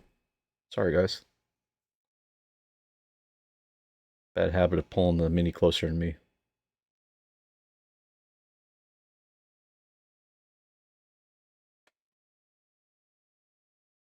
Painting pastel from black would be a pain. Yes, 100%. I don't even know where I would begin, if I'm being honest.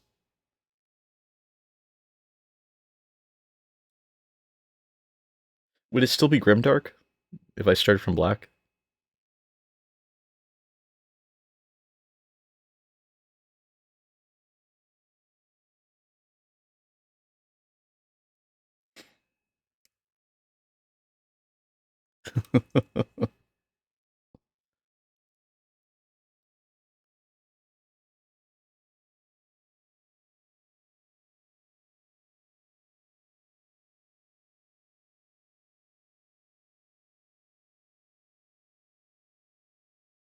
I'm a little bit more of the blue horror here. The blue is sort of interesting because when I put it on, it almost looks exactly like the white. And so it's sort of hard to differentiate between at times.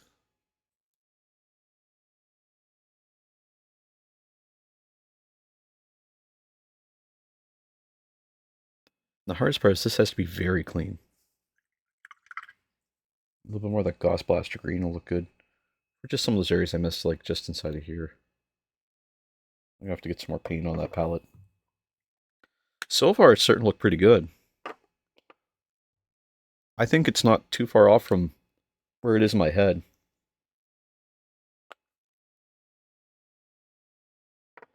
At one point, I had wanted to do a whole night by Storis with pastel colors, and I realize now that that would not even be remotely close to where I'd want it to end up.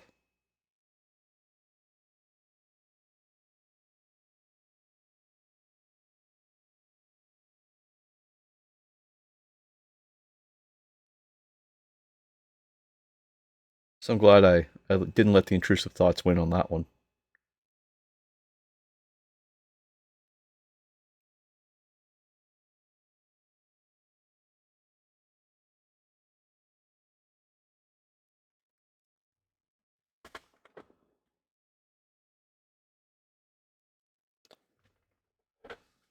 Let's see. A little more blue horror just in this area here. Just to clean up some of these little bits. Oh, what happened to my voice? Why did my voice go quiet? Am I? There we go. Oh, my headset was turned down. Sorry about that. I thought for a second I was going deaf. I got worried. I was just about to say, guys, I think we should end stream. I think I went deaf.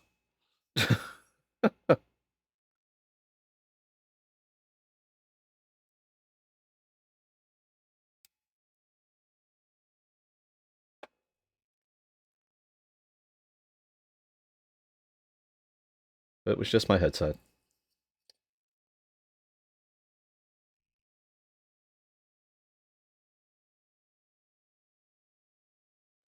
Still have to paint the backpack too. The backpack, I'm not sure. I think I want to do. This is where I'm torn because we have green armor, yellow shoulder pads, yellow bits in there, and some blue. So what do we do for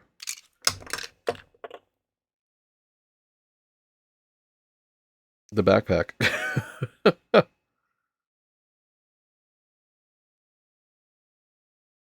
I'm gonna put some more yellow on these shoulder pads.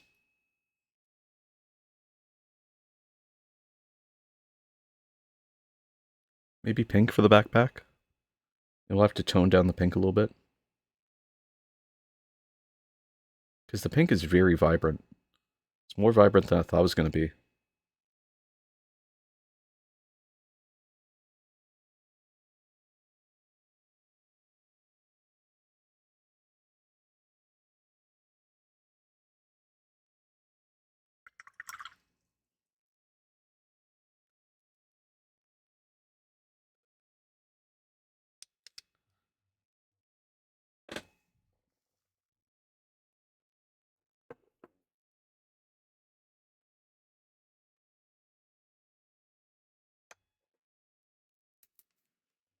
Hmm.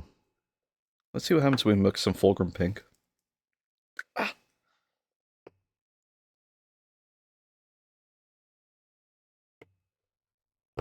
With some Corex white.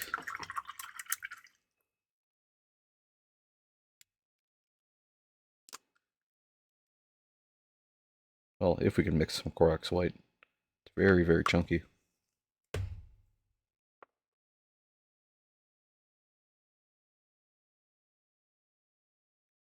Ooh, you know, it's really thin. But doesn't look too bad. Maybe we'll grab a little bit more pink here. It's almost like a Slaneshian gray. It's almost like a really thin gray. Let's take a little bit more of that pink still and mix it in. You know, I'm kind of liking that pink. It's really in that pastel. Yeah, that's the pink I wanted to use. Oh yeah. Oh yeah. That's what's doing it.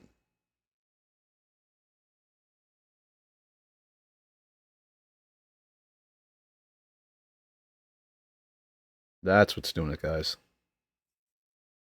That's the magic trick. Okay. So, fulgrim pinks is maybe too bright a pink. If you plan to do this at home. Oh gosh, you know, it keeps coming out on me here. So maybe we'll take a chance here and we'll get enough of it out, we'll just coat the gun with it.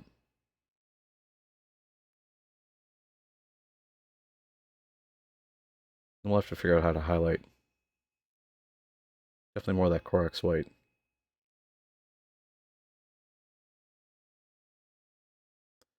We could paint something fun on this gun.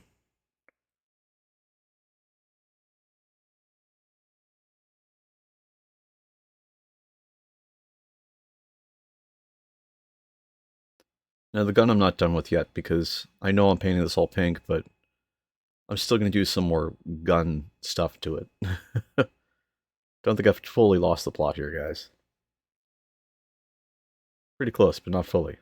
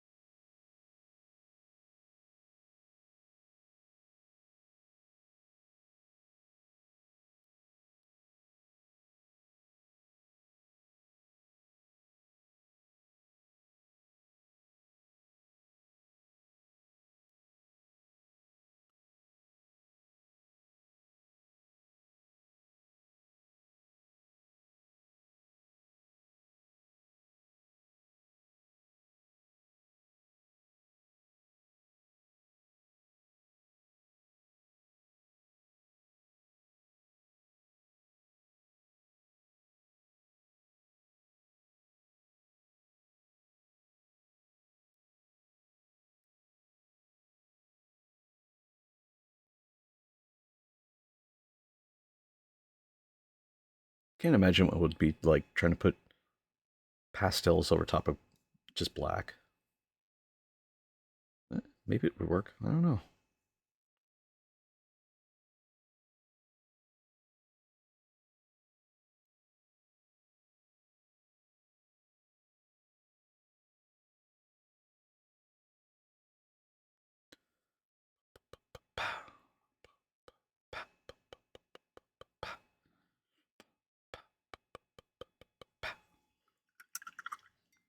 I like that pink. I like how that turned out now.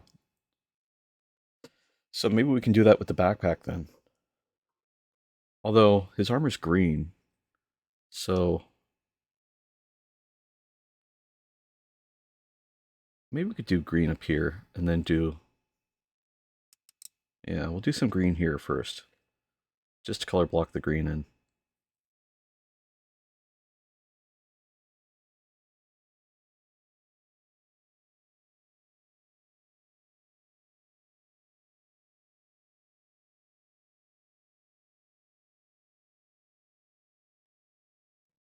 I'll take this off him actually.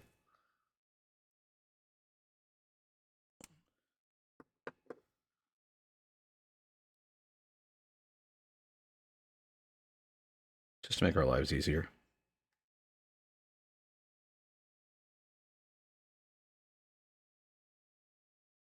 The nice thing about push fit is that I don't have to commit until I want to commit. Ad starting in 3 minutes. It's scary when you paint over the wet palette. Almost dip the hand in paint. I've done that before. I have dipped my hand in the paint a little bit, but I've also dropped things into the wet palette too, which that can sometimes be terrifying. Like I've dropped this into the wet palette, and there's some moist paints in here, so it's a risk, but we do it for the stream. You know, we take risks here because we're. I take risks so you don't have to. Oh shit.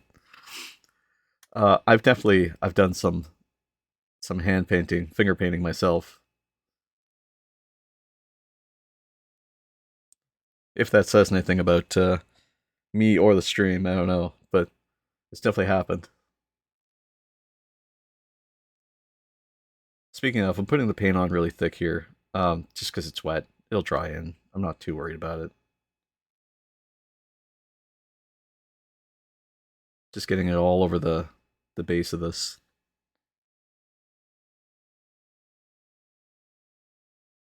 I'm gonna take some of that moisture off ahead of time.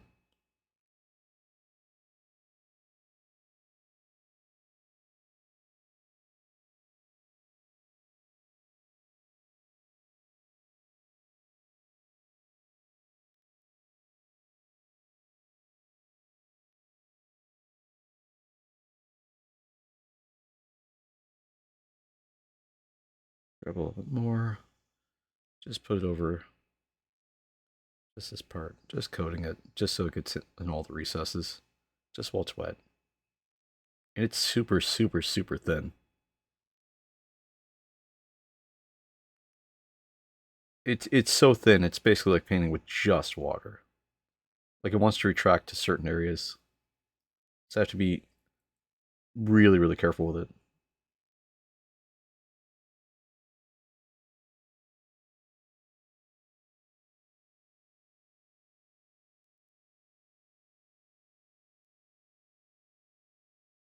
And be extremely generous with it too. Careful and generous. Two things I'm not. That's not true. I'm usually pretty careful. You thought I was going to say the other thing. Yeah, I could be pretty generous too.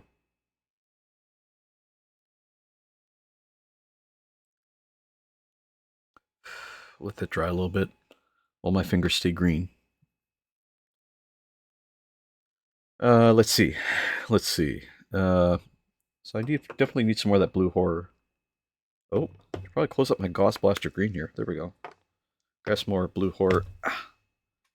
And put some back on the palette here. Definitely a lot more than that.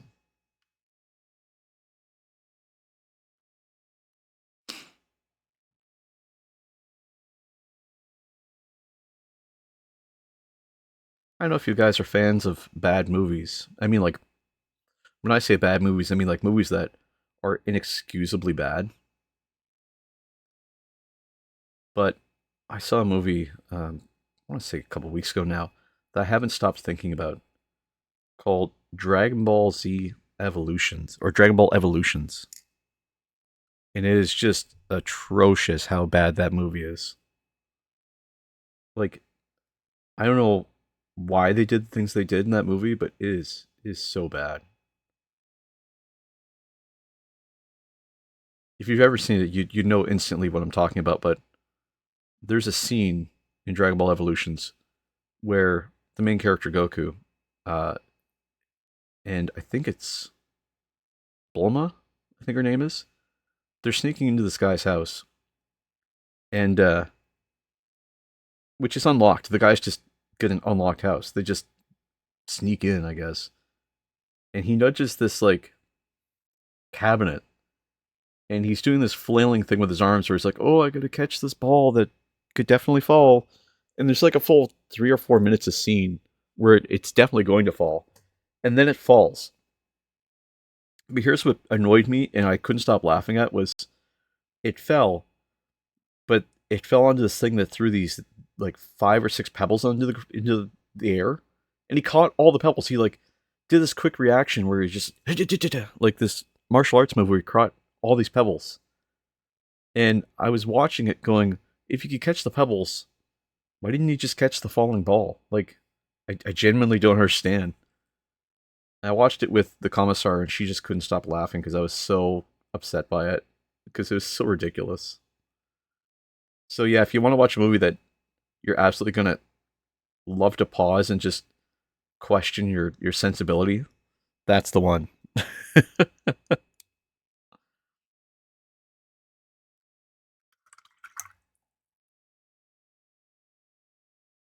Simple Dots, been thinking a little bit about what you said there, and I think I have dipped my hand in the paint a couple times because I know I've like done this once or twice on stream and come up and just been like, well, even now I get green on my fingers. I think it's happened more times than I'm saying it hasn't. How many times have I done that? At least 6 or 7. At the very least, 6 or 7 times. I'm going to try highlighting with some pink here. A little discreet area. Oh, you know what? That works really well on the Slaneshian Gray. It almost looks like the highlight for it.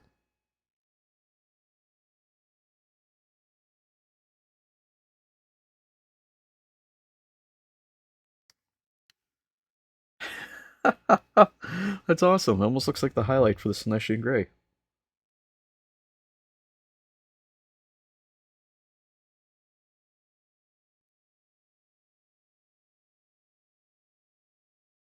This guy absolutely looks like an Easter egg. I swear.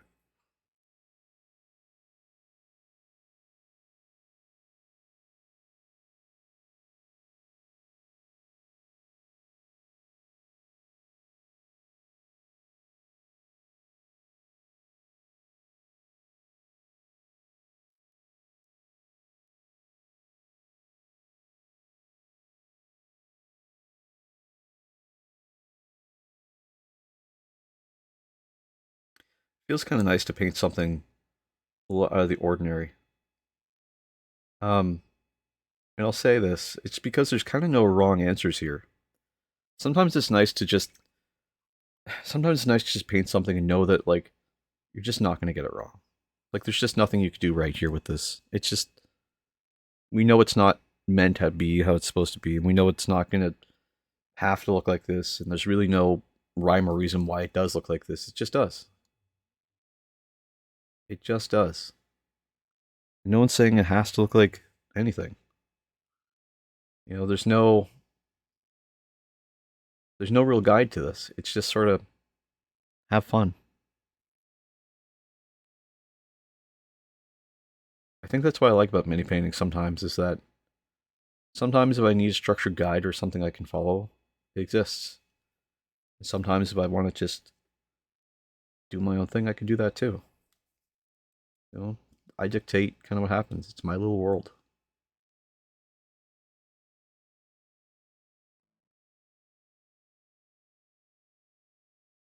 Some people are really creative about that stuff too.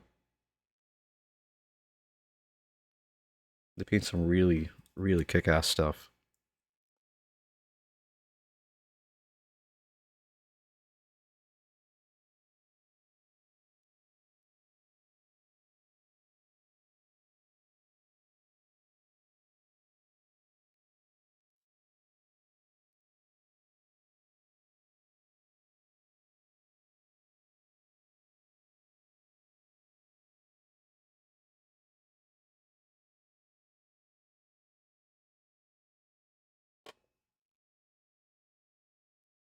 For example, like I was on Facebook yesterday, and I spend a lot of time on social media, so I talk about this stuff a lot. But I saw someone had painted a Black Templar uh, Saturnine Dreadnought, and I haven't gotten that on my head because they did like it might have been that one or it might have been some other model. But it looked like a Raven. No, they did that one, and then I saw another one that was like a Raven Guard, you know, with the hood, and they had painted um like a what do you call it there?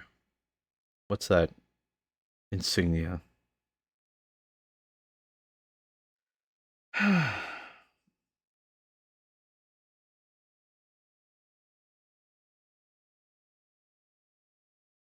For summoning spells.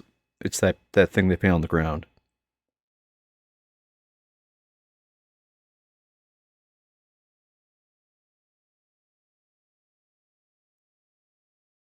Whatever it's called. They painted one of them on the model using white when they highlighted it. And I thought, oh my god, that's cool. Like, it's a really cool idea. It was, if I can remember what it's called, this could be fun. Fun and funny. Trying to paint this using pastel colors, but it was like,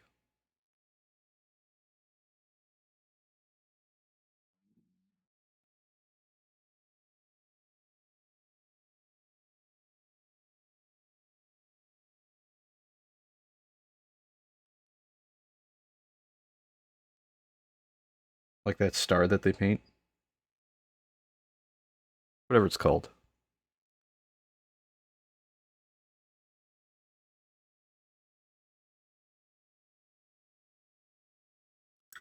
When they summon demons and stuff. Anyway, they'd done that with white paint, and I was like, oh my god, that's beautiful.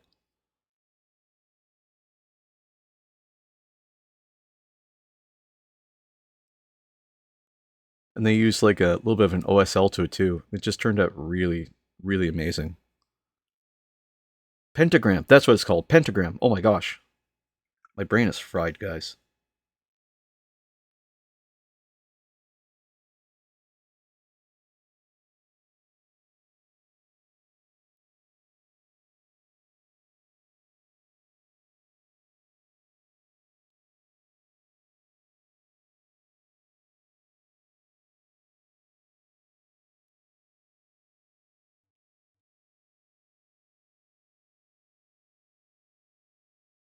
Just come back over the pink here a little bit. Just because it went on really light. And I just want to just bring all the colors in.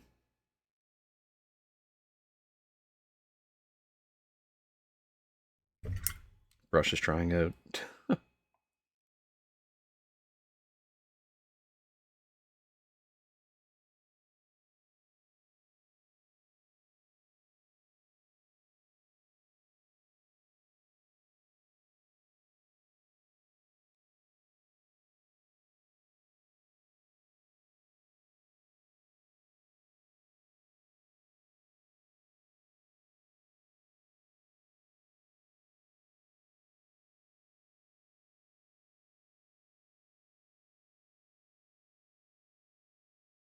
There we go. That pink looks good. Now the helmet, we have to address the helmet too, and then the plug suit. So I just need a little bit blue in here. Helmet, what color are we doing the helmet? Because this is going to be kind of funny. I think I'm going to use Sneshine Gray on the bulbs on either side of his backpack here. But I just need to figure out what color to do the helmet. Ah, this is going to be funny.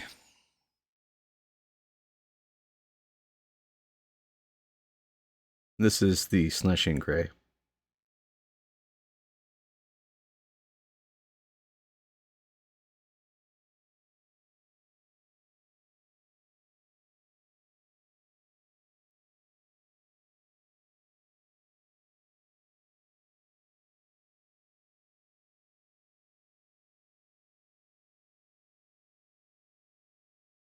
I'm just sort of working it on.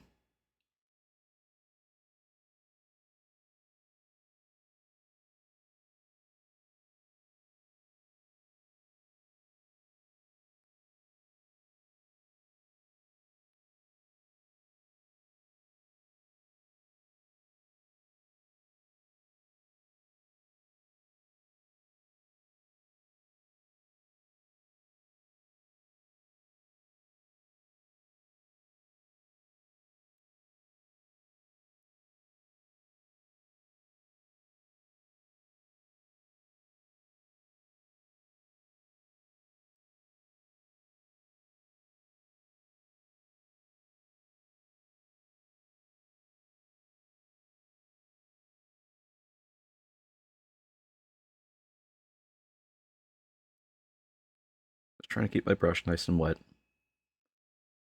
Just because it dried out a little bit on my wet palette.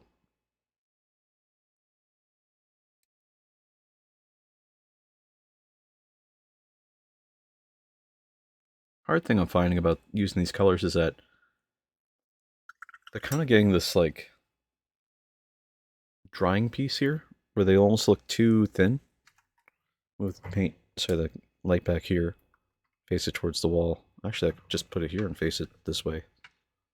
Come to think of it.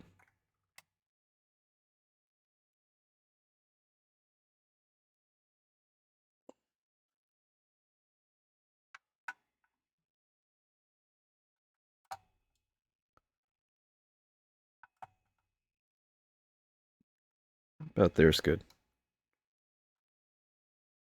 Ah, gosh. This poor camera. It's got to deal with me. One more.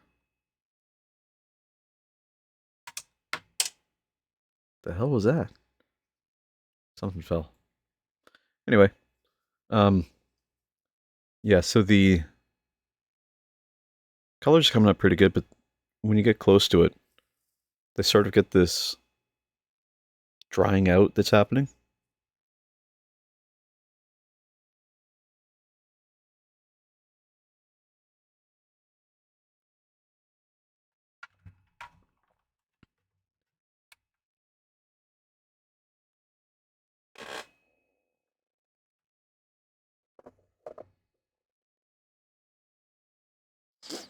Let's see.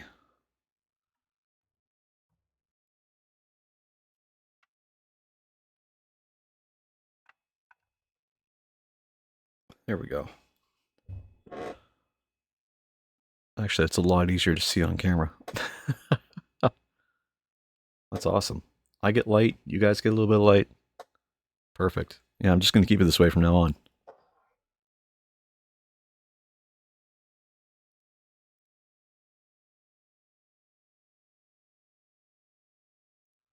Okay, so what to do for the helmet?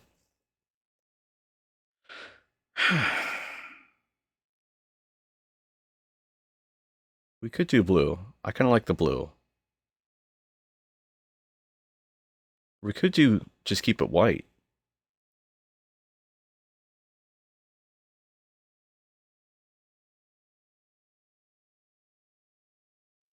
Hmm. This is a hard decision.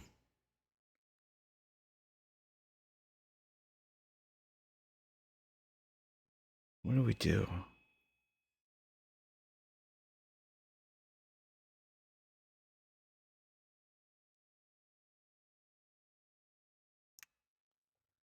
Maybe we come back to that. Maybe let's come back to that. We have some other things to paint here first. Like this the Aqualia doesn't look too bad in white. Kind of like it in white. But I think I'm going to do some gold now. Just to get it out of my head. We'll come back to the helmet. Because I'll overthink it. I've never used Auric Armor Gold. So we're going to try Auric Armor Gold today. Auric Armor Gold. Ooh, it's a really thin gold. Holy moly. It's a base color too. Wow. Well, that's a very shiny gold.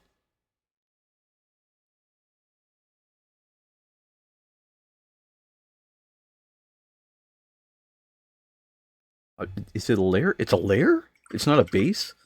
Okay. Layer brush. Okay. This poor layer brush is getting abused today.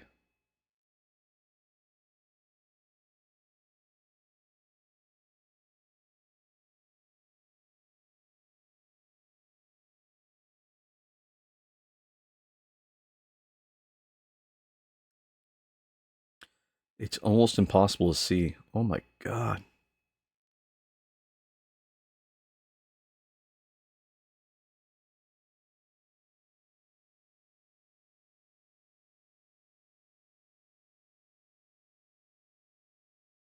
I almost have to go directly from the pot. This is nuts.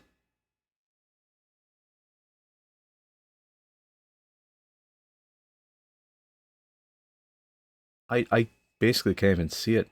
Oh my god.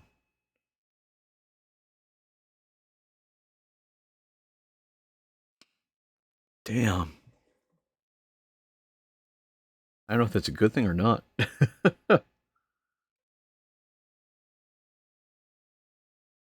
I'll do a second coat. Maybe that'll fix it up.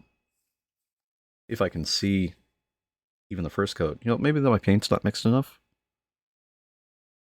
Yeah, it might not be mixed enough.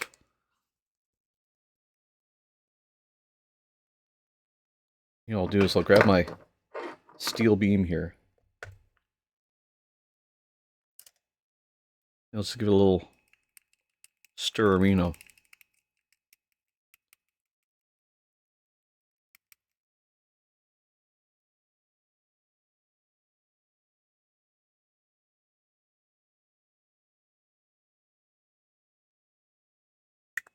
I'll shake the crap out of it. Because it looks good on the white.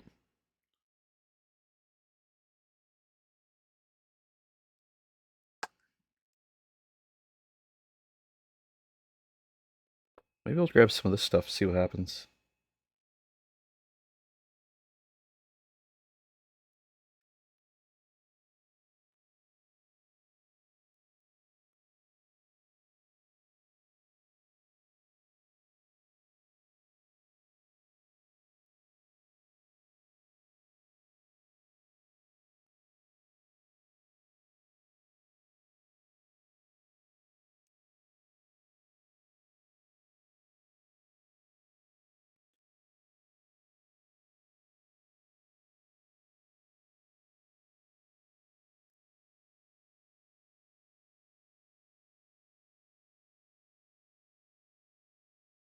Oh yeah, that's kind of doing it. Yeah. As long as I'm dabbing it, it comes out really nice.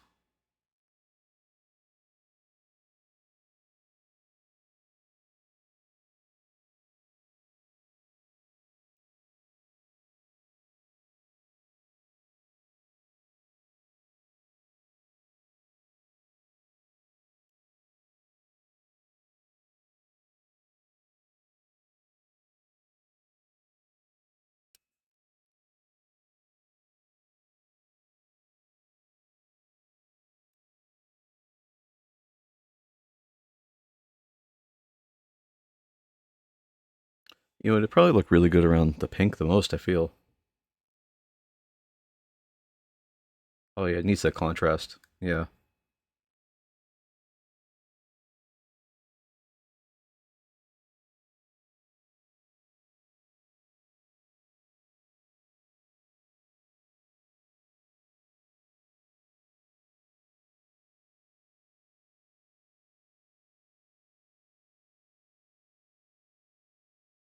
Yeah, definitely.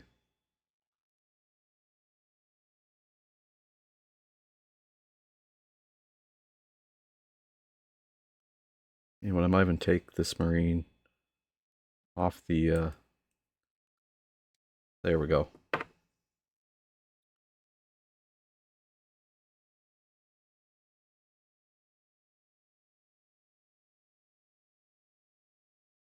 It's got fancy shoes.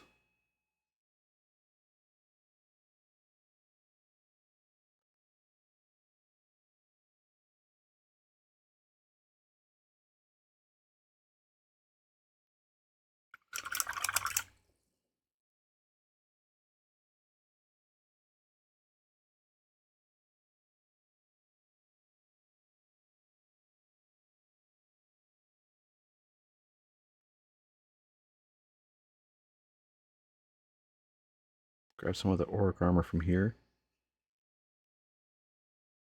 And just work it into the bottom of the shoes here.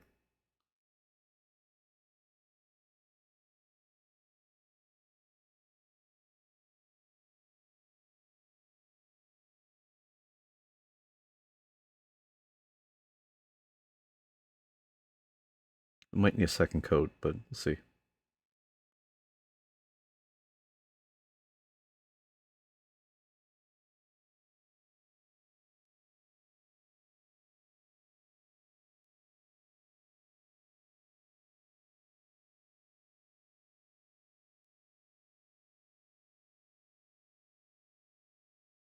Just very thin gold. Very shiny gold, but very thin gold.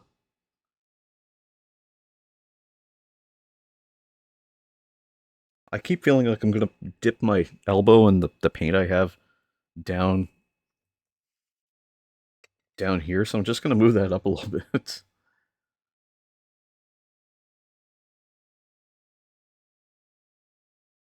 Just doing the edge of the armor right now.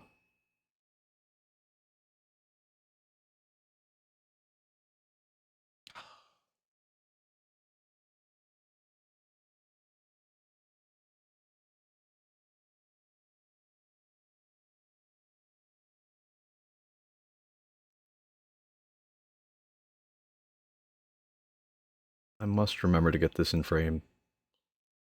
Man.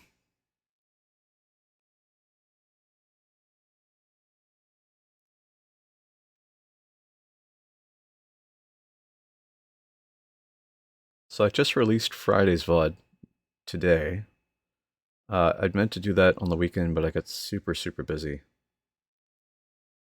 And I'm hoping to finally get the highlight reel cut up soon. I know I promised to get it done within a week, and it's taking a little longer than I thought. Mostly I'm dealing with like computer issues where getting a good editing software for my price point is not super easy. And I've got one that works, but it eats my GPU alive.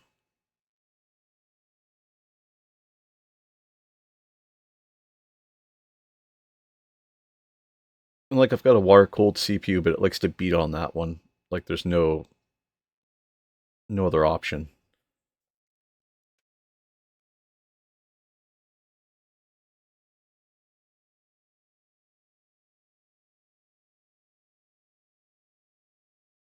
We're gonna have to do some cleanup here with the yellow. But that's okay.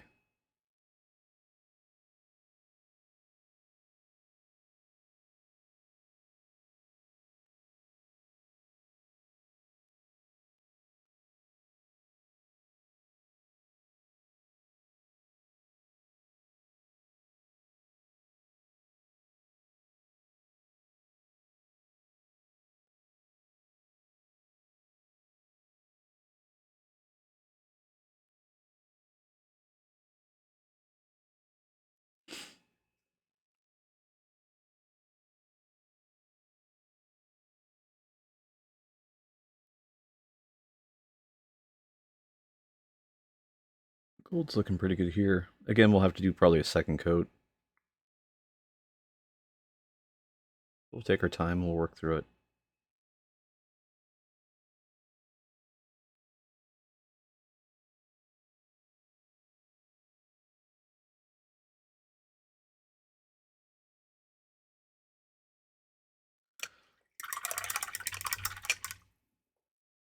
There we go. So I am plotting out the next boys stream, which is going to be next month. I don't know what day specifically yet, but I'm working with the commissar on it, and we're going to get it up and going. Um, Last time was a lot of fun. We had some pretty cool music. A lot of people stopped in, said hi. It was like having a little party. It was a lot of fun. And I think I want to do it again. You know, I'm ready to do another 16, 18-hour stream where we just paint the boys, you know.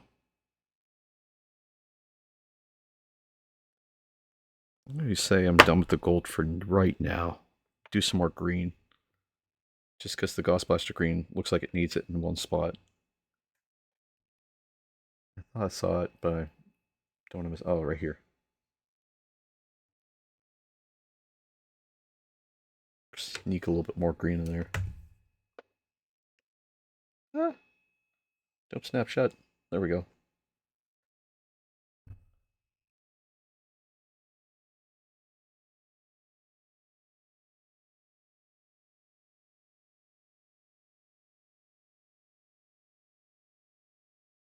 There we go.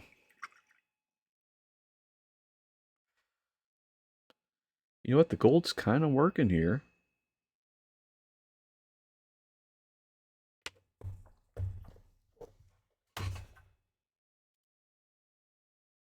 Next month, they say yes. In March will be our next boys stream, I feel.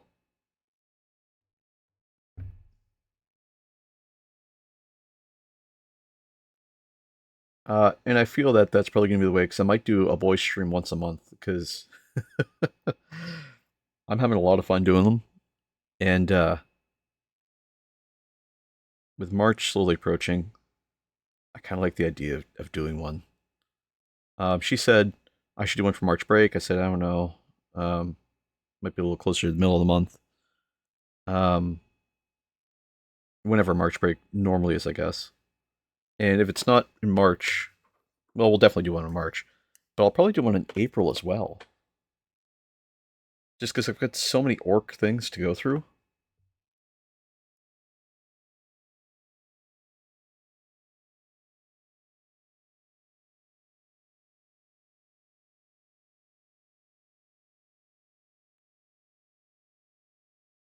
Like my backlog is huge.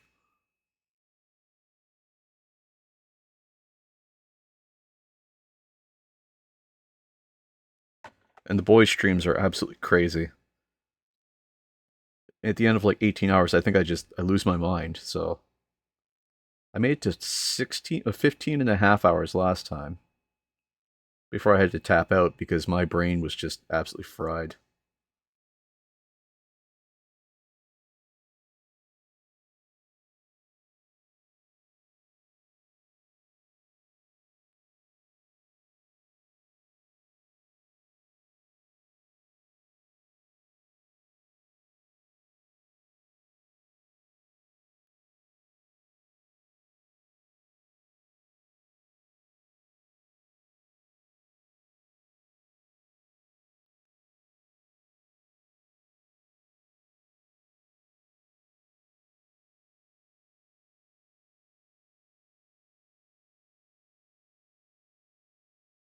I don't hate this orc armor.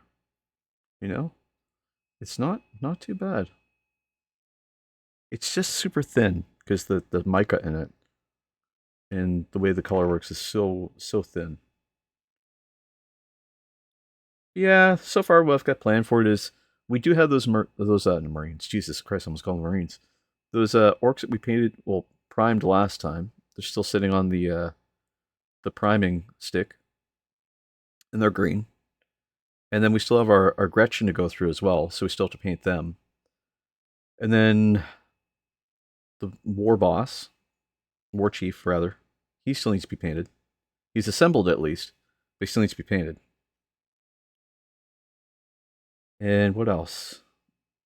I think I've got an Age of Sigmar orc that I found in my minis of the months too, so I'm gonna pull him out.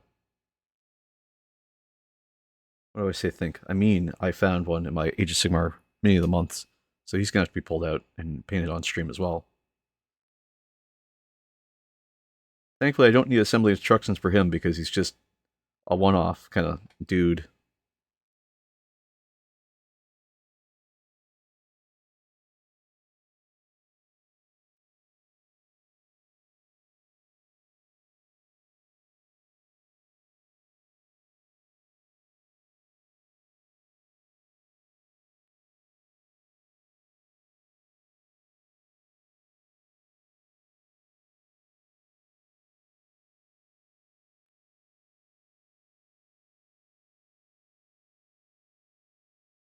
Feeling a lot better after doing this stream. I mean, we're halfway through it, but I'm feeling a lot better now.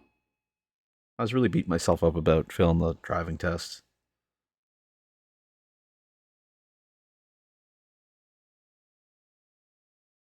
And like I know people fail it all the time and then they just redo it, but I just felt like the whole my body going on autopilot was just sort of it was I couldn't understand why I did it or what compelled me to do it.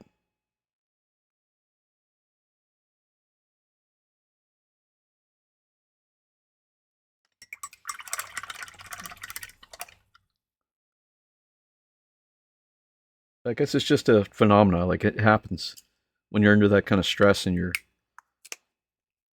sort of going with it and trying to figure it out. Your body just takes over, and it says, "Let me, let Jesus take the wheel." Right?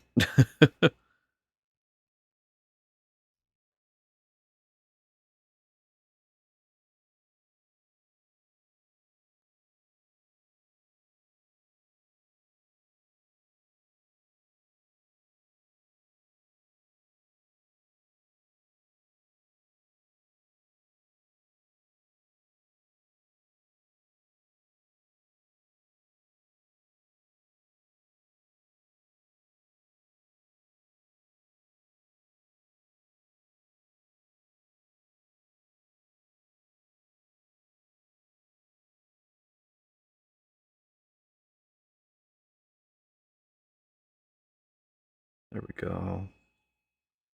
Little dabs of gold in there.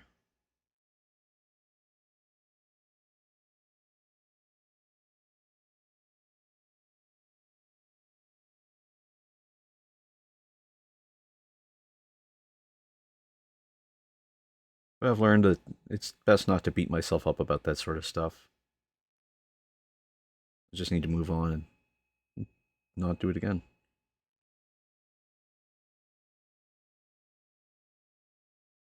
Okay. Gold's looking pretty good here. I feel like it's really, really coming out pretty well. Put some gold around the base of these.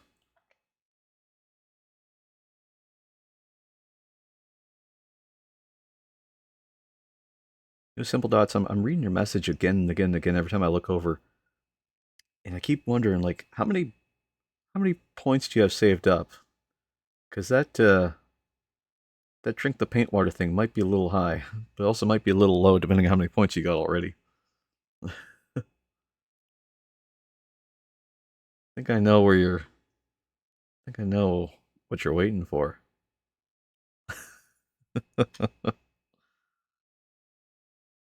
7,500. Oh my god.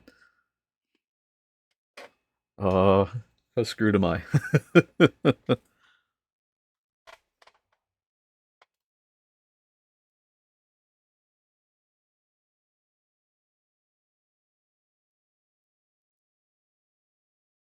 25,000. Wait a second. It's 25,000. Hold on. And you've got 7,500. Oh, fuck. You're like a third of the way there. If I do it in March. Oh god, when did I even put that up? I put that up on like a week or so ago? Oh no, I am screwed.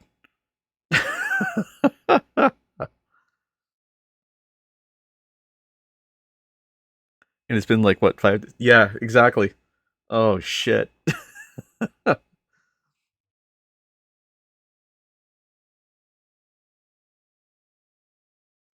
I could cheat and make all the streams leading up to it like 5 minutes, 30 minutes long, but that would be cheating. Say a stream is 10 minutes. All right, thanks. Have a good day. That'd be terrible. I would never do that.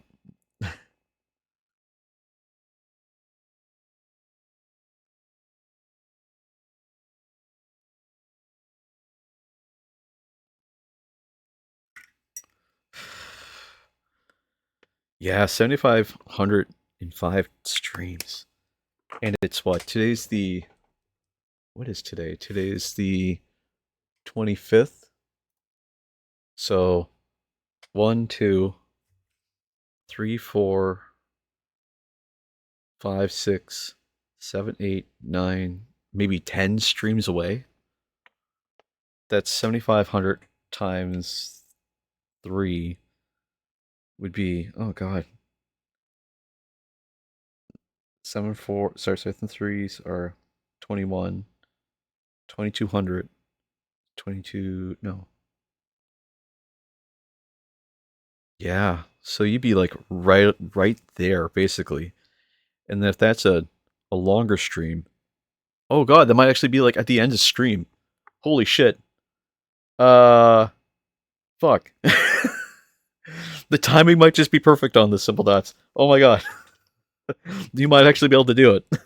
If you do it, my hat's off to you. I will gladly drink it if you can do it. I believe in you, sir.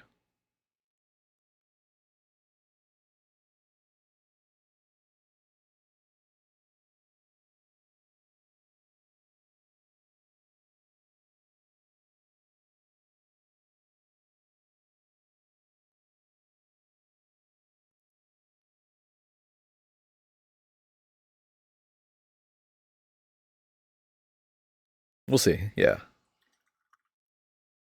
Again, I'm not sure what day we're gonna do it. I'm thinking it'll be March break, but that's too soon. Um, I'd rather do it. If I'm being honest, what day would I rather do it in March? I'd honestly rather do it like I can't do it that like the 20th of March. I think would be like the most ideal day. The 20th to the 21st. I'll have to talk to the commissar a little bit and see where we kind of land on a date because she kind of manages my schedule a little bit. She's kind of my handler. Grab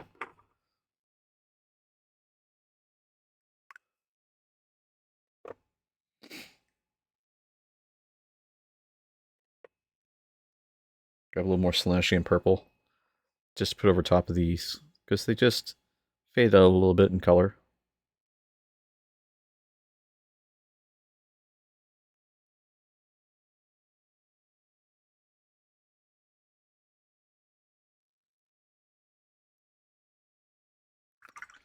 Just grab a little bit more of that Dorn yellow as well, just to clean up the shoulder pads a little bit.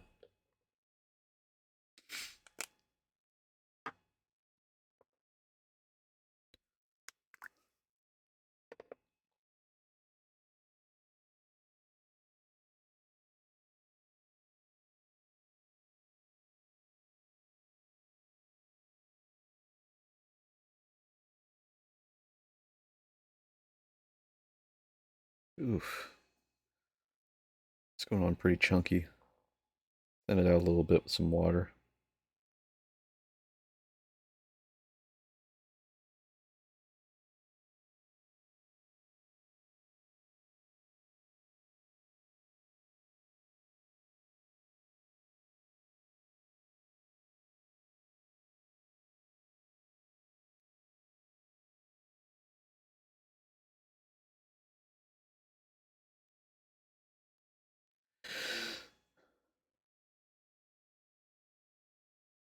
Just clean up the shoulder pads a little bit.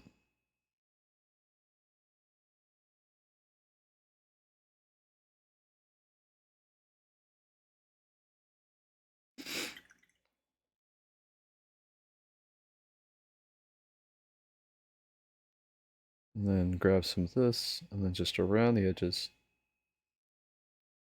some of that pink that we made, just for the edge highlight, for the Celestian purple.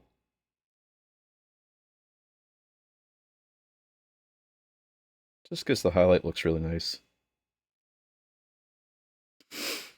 So far, we're doing pretty good.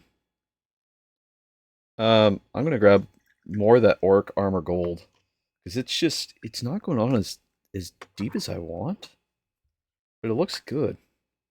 Like I'm sort of torn. I almost want to move on to like more defined gold.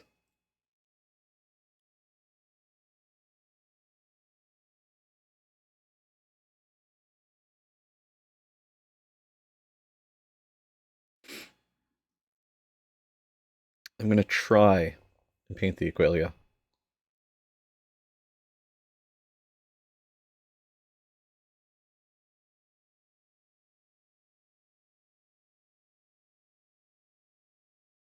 Hmm. Interesting.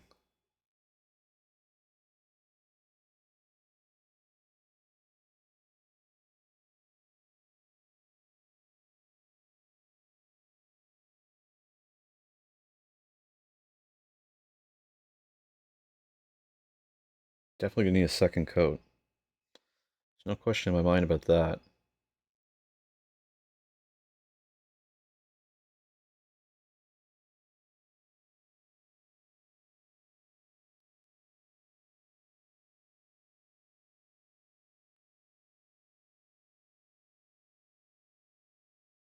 I feel like I'm being really sloppy with this one.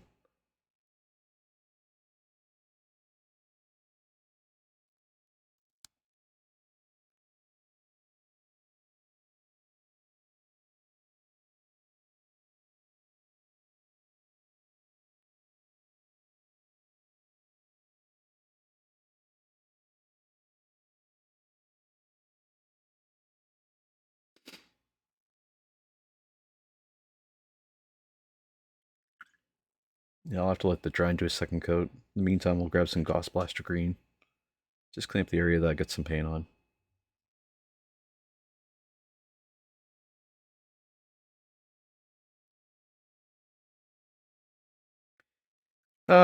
What we're gonna do for the helmet. I still haven't decided on that one. And I just torn in every direction on it. I did pink for the gun. Let's do Yeah. Let's do that blue on the helmet.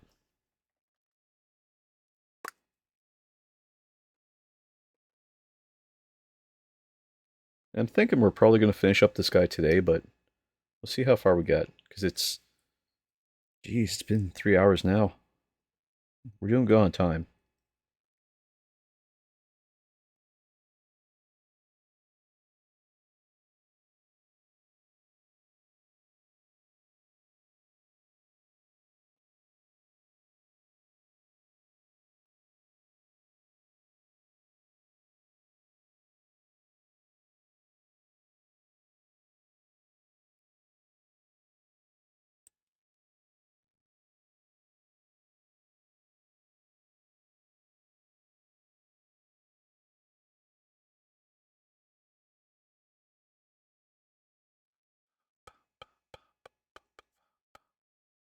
I think for the eyes, we might do the regular. You know, I normally do red, but maybe we'll do green? Something bright for the eyes.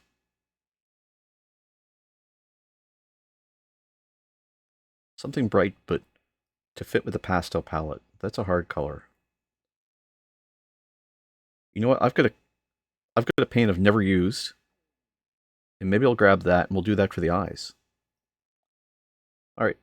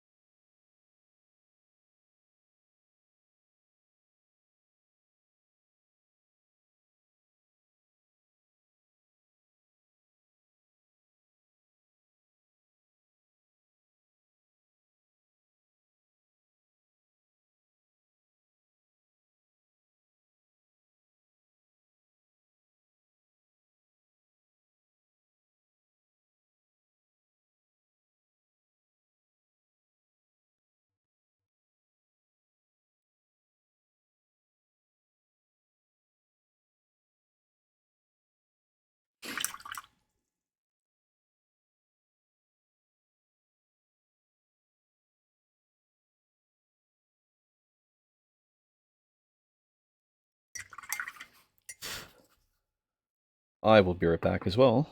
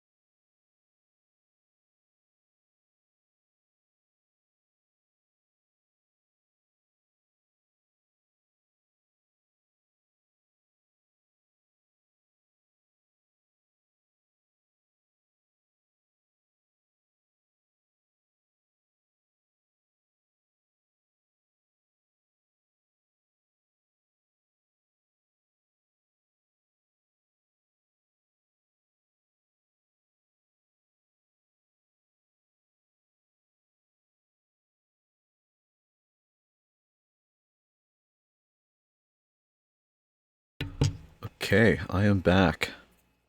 I went and I grabbed some really fun colors. Stuff I've absolutely never used before. I grabbed a fluorescent uh, magenta by AK. I grabbed a fluorescent orange by Vallejo.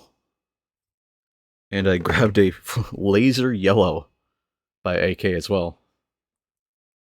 Just some fluorescent colors. Oh, and also grabbed this really cool color by Golden.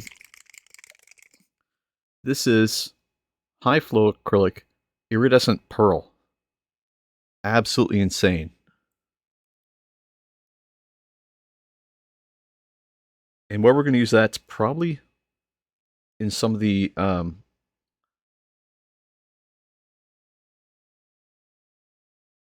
I can get the flow out here.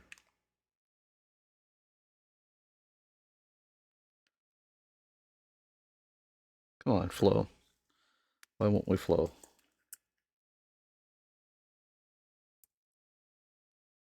Oh, because there's still a lid on it. Go me. Okay.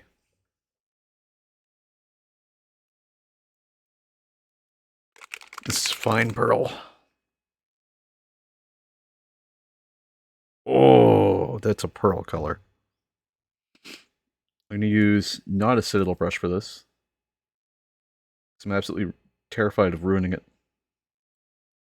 Oh, that's beautiful.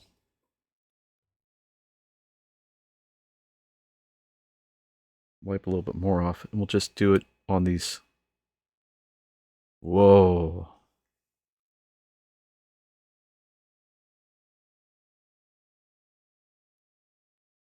On these side ones here.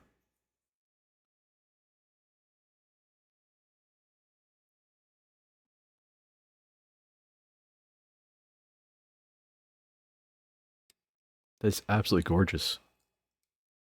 How's this look on the rim? Whoa.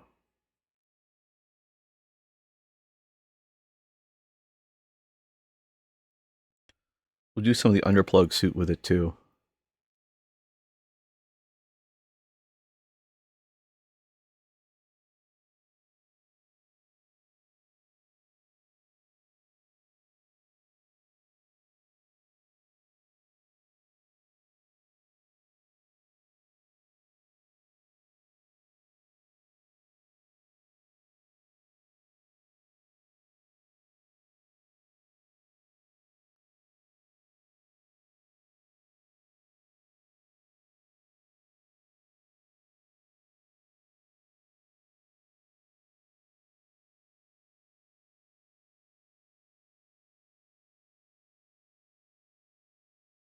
This is absolutely luxurious.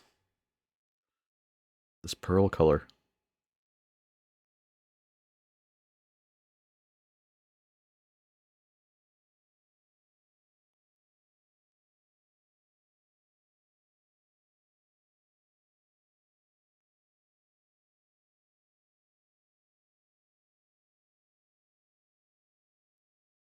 Oh my god, yes, the plug suit definitely wants this color.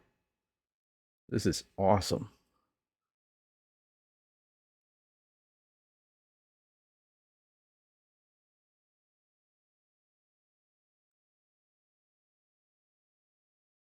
When it dries this like pearlescent color.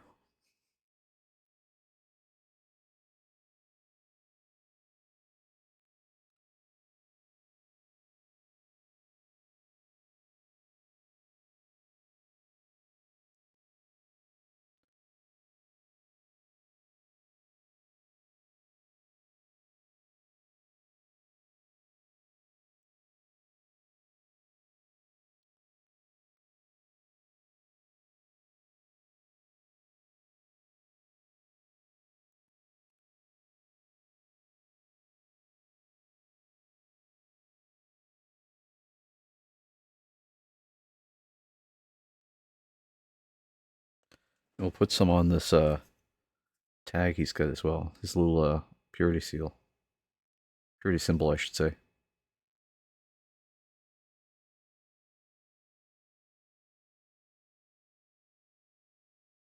We'll do the little bulbs on the opposite side of the plug suit here.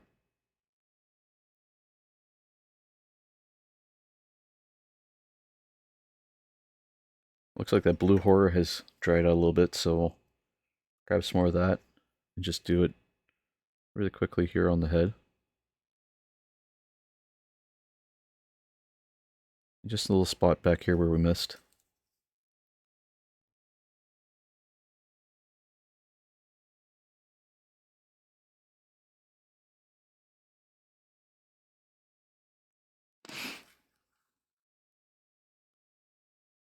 Wow.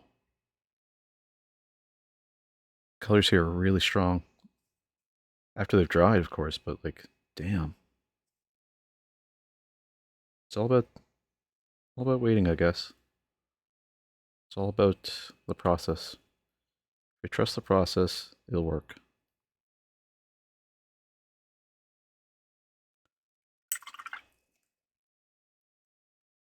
It looks awesome.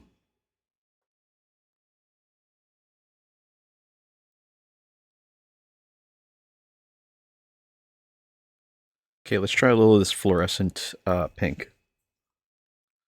I'm curious to see what this looks like. Whoa, that's fluorescent. Holy shoot.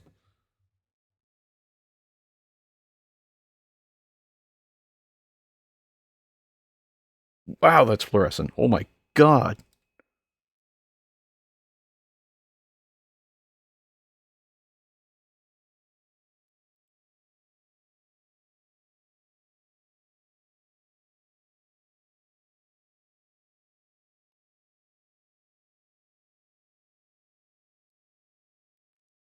Jeez, that is fluorescent. Oh my lord.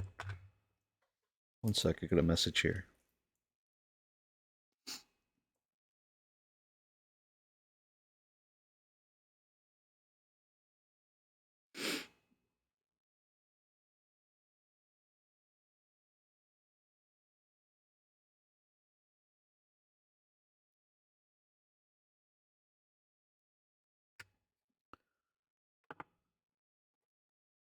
Close up the blue horror for now. We'll try to figure out how to highlight that just a second. I think fluorescent and gray, friend racing gray is the way to highlight that.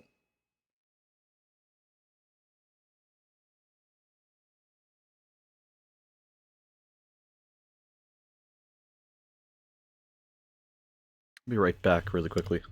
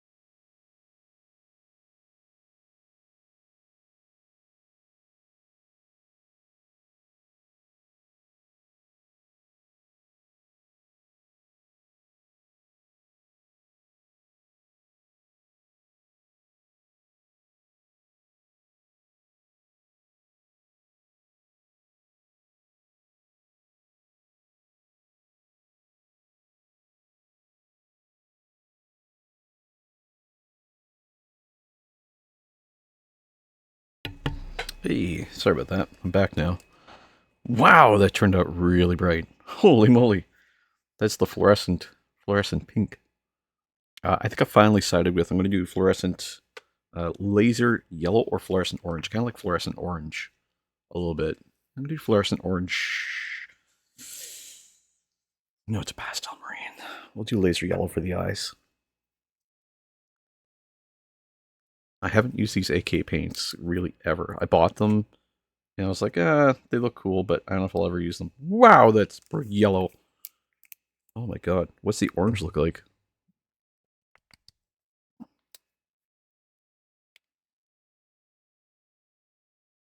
Ah, that's okay. Maybe that's just the edge. No, that's pretty much how the orange looks. It might just be old and dried out. I think that's what it is. Oh yeah, it's really dried out.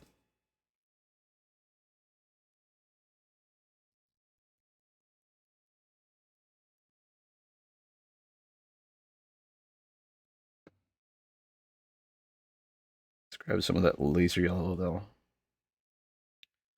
Just poke it into the eyes. Wipe a little off. Poke it into the eye sockets.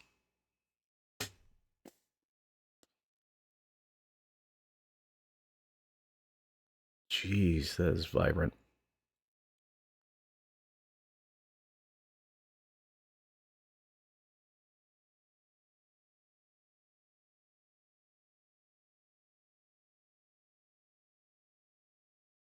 Holy moly, that's bright.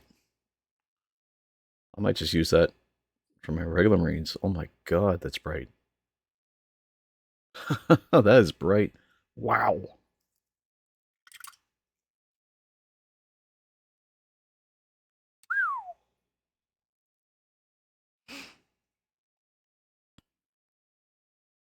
Still some of this stuff we're going to paint kind of around this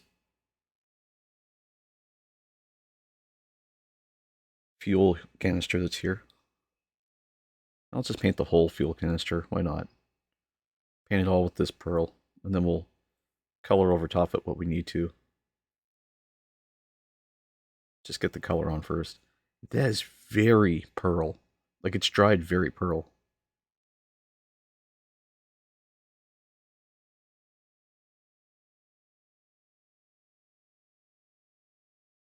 That is crazy. I'm blown away by that.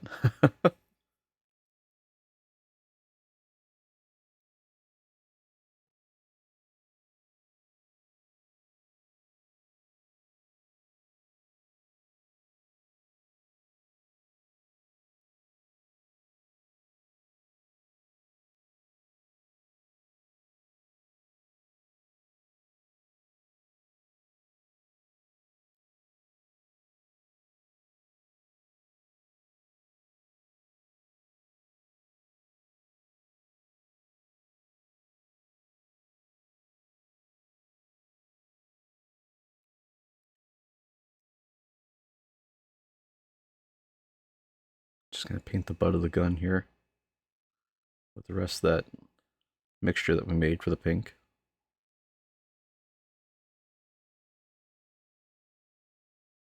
And add a little bit more of that pink on top of the gun. So far, so good.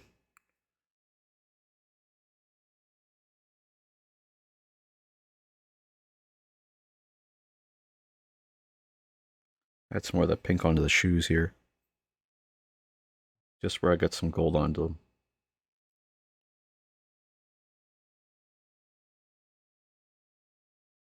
I'm going to grab some of that gold too. And just do around the base here a little bit. Just on where the shoes are. The gold just doesn't want to come off on the brush. It likes to stick to it. It's sort of weird. Might just be because it's not wet enough. Yeah, I think that's what it is.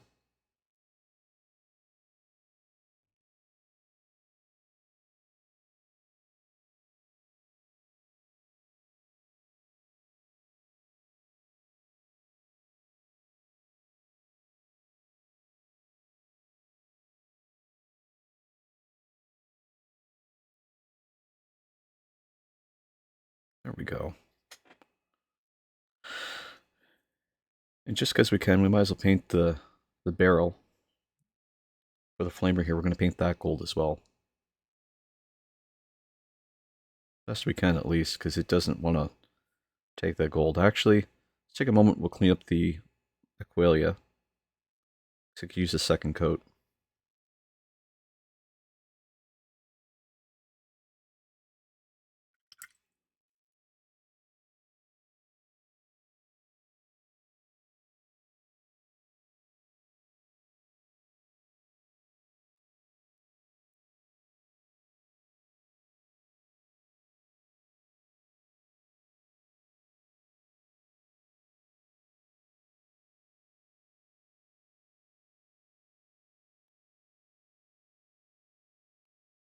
What I'll do is, because this is a layer paint, I'm gonna grab. Oh, what do I want to grab here? I'm gonna grab a brush. The brush I want to grab is my little dry brush here. I'll just, if I can grab some paint,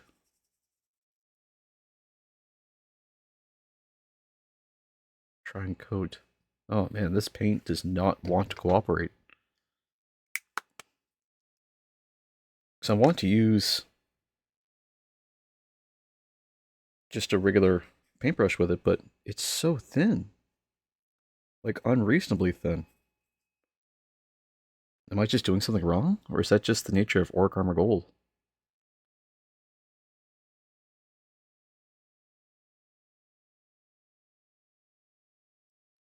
You know, the brush I'm using here is probably way too aggressively. Yeah. We're gonna have to do it with a layer brush. There's no question in my mind. Um, actually, I've got a smaller shade brush here. Just use that. That should work just as fine, I would think. What's up, dude? I'm back. Hey, welcome back. We made some pretty good progress on the Pastel Marine here. We're getting through them pretty good. Just doing the gold on him now, and then we'll have to worry about some of the other trim and how to do the highlights. How was WoW? What'd you do? Any new raids?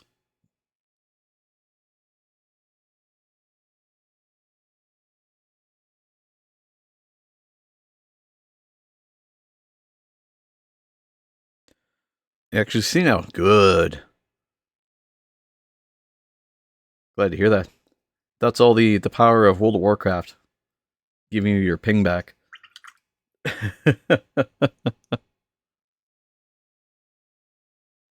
Trying to get some Orc Armor Gold onto this thing, and it just it likes to sit on the paper towel, but it does not like to sit on the model. I don't know if it's just because I used Corax White and not like a base, but it is just not going. Farming Primal Waters now. Did Shadow Labs then get some food? Nice. Farming Primal Waters now. Nice. Last thing I did in WoW, good lord, it was a long time ago now, but I used to farm, oh, it was Burning Crusade content. I left off farming Fell Iron, and it was just so long. Because someone comes along and they always grab Fell Iron first. So you're kind of just left waiting for the rotation.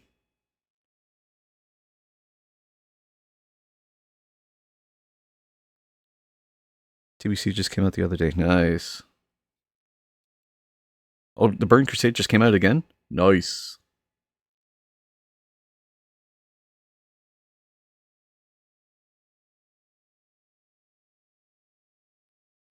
I haven't played Classic WoW in a long time. And it's sort of funny, I used to like Classic WoW too. Um, I got into playing Frozen Throne with a buddy of mine. And we went through that for quite a while. Can play Myth of Pandaria. Can't play Myth of Pandaria anymore. Yeah. Myth of Pandaria is... I'm not a fan of it. Cataclysm was okay too. It was good as a world event, but like, I wouldn't call it a full expansion pack. Maybe that's controversial. I don't know. I just there wasn't enough in Cataclysm for me.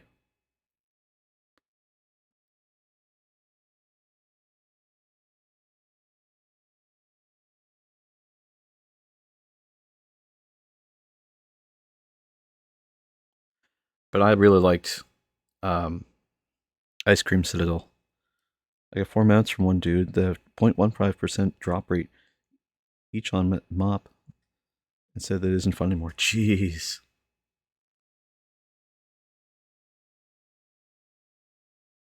That's crazy. Do you remember the card game that they came out with?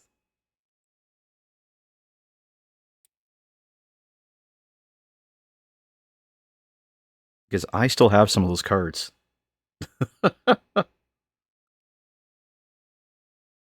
I had a couple friends that went out and they bought every pack of the cards that they could.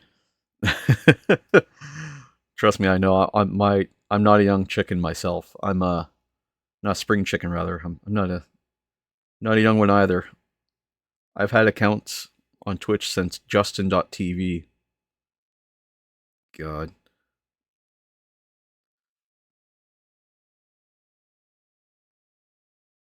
Always wanted either the tabard or mount. Yeah. The mount was really cool. I had friends that when they bought the card game, they bought like 8 or 9 packs of the cards. And I don't mean like the small ones, I mean like the big starter sets. And they're like, you could just have the cards. And I was like, really? And they said, yeah, we just wanted the mount. And I was like, okay. And at the time, I didn't understand how important the mount was. But damn, it is like hyper exclusive. It's just a turtle.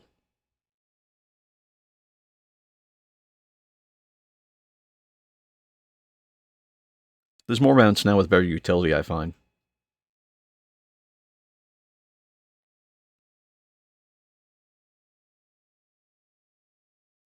Just came into Twitch to watch 40k. There was this Spectral Tiger too. Nice. Well, I'm glad you're here. We do AOS and 40k on the channel. Right now, it's mostly 40k. I have a Night Quest stories I'm working on the side that will probably be in a later stream. And what that one's going to be is I've got a mod kit I put in it for some LEDs. So I'm just waiting to get back to that at some point. This kind of stuff is making me. Oh my god, I I have a small collection of Gundam, and I don't know. It's it's cool, but like I started from Gundam, and I don't think I want to go back to Gundam right away.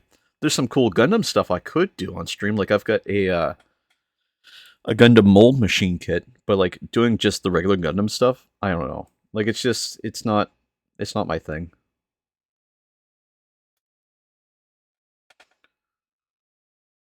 And like props to the people that can do Gundam and keep up with it, but like it's already pre-painted. Like I want something I can paint. I want something I can put together and kit bash and I don't know. I don't know why people are doing just Gundam stuff right now.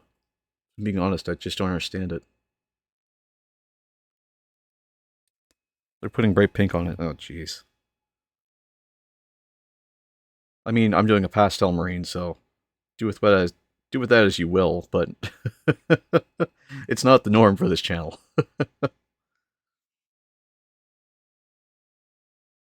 Just because I'm having kind of a week. I failed my driver's test yesterday, so I need a little creative outlet and a little pick me up to get me in a different direction.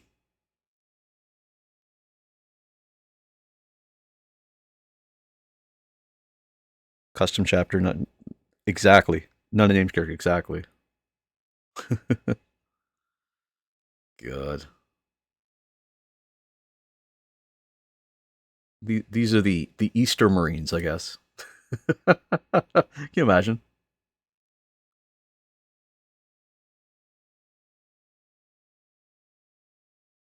Chapter Master Hoppers.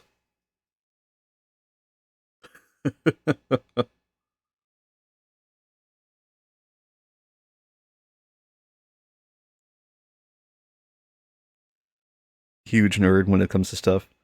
I like it and that hurt watching character become fanboy. Yeah,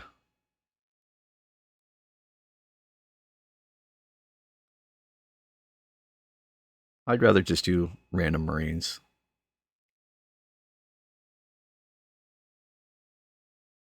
I mean, I like doing my grimdark stuff a lot, and this stuff's really fun to paint.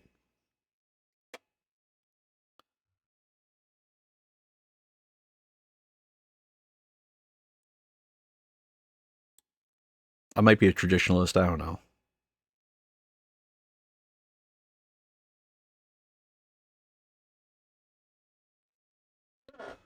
Non-boxer, yeah, but like within reason, right? Like sometimes people take it. I shouldn't say because some people can take it to extremes, and I like all paint jobs, right? Like there's no bad paint jobs in my mind.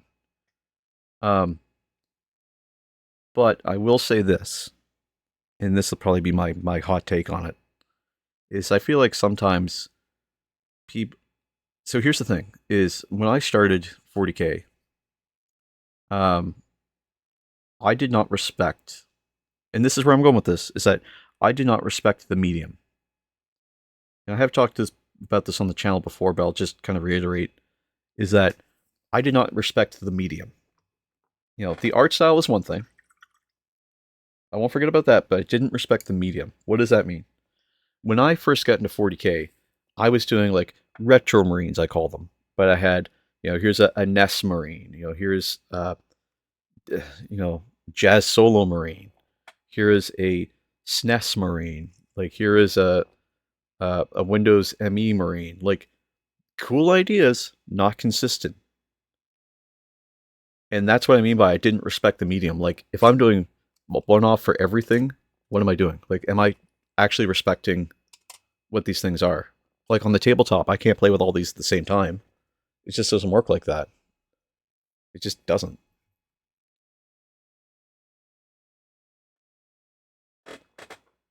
I just found a rivet, and I don't know where it goes to, and I'm a little afraid that it belongs to my light. And so I find like a lot of people don't respect the medium when it comes to, there we go, to 40K.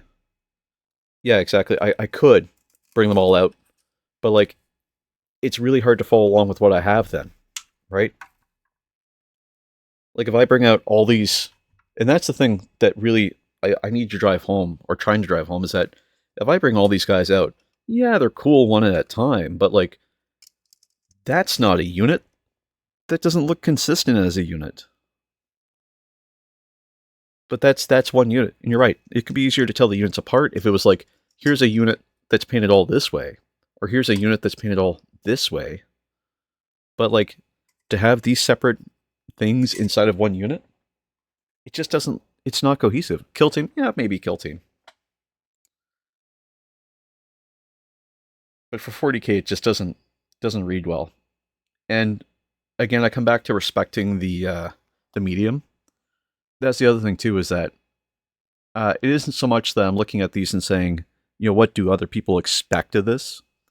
It was more in line with, do I actually care about what it is I'm painting? And at the time, I didn't. And I can kind of pick it from a mile away now. I think that's because I've done it myself, where it's, here's what I started painting, and I thought this looked cool, and I thought this looked cool, and I thought this looked cool. But what was I trying to do? What was my narrative? What was I doing anything with? What was I trying to sell as a story? What was I trying to convey? And the answer was nothing. I wasn't doing anything with them. You knew the hobby reunit when Forge World was the thing. I've only been in the hobby for like 2, 3 years now, and I was coming in just when Forge World was finishing up. Like Forge World had just finished when I come into the hobby, which was really disappointing because I wanted to get a what do you call it there, a Warlord Titan. And you could still buy Warlord Titans, but like I thought they went away forever.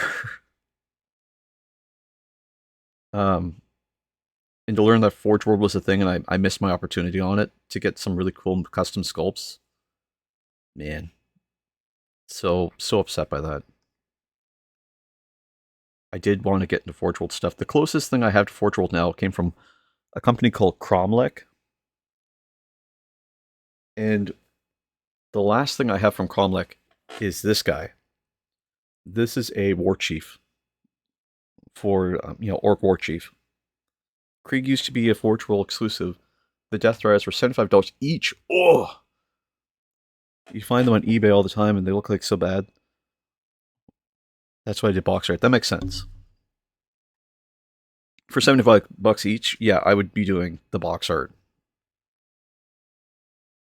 And you know, I think that's what annoys me a little bit too about. Here's the thing. This is, again, I don't want to spread hate or anything here, or get too controversial, or trying to get into a topic that's going to sound awful. But if you're spending 3K on a Warlord Titan, right? Like, either be consistent with your paint or just let it be gray, I guess, is what I'm trying to say. Like, have purpose and meaning. Respect the miniature, respect the model, respect the medium, right? Now a box of Krieg Death Riders is $65. Yeah, it's not, I mean, it's a lot better in price. Good to go, man. Take care. Good vibes for this stream. Thanks, man. I appreciate that. You have a great day. And praise the Emperor. Or glory to the Chaos Gods. See you, simple. Oh, golly. So we'll give you a heads up that typically I end the stream in about half an hour from now. We'll do with the last little bit of my stream. Let's just kind of talk about what we did today, what we're doing tomorrow, and where we're kind of headed. And where that comes from is I used to work in IT, so I'm used to giving like a daily update.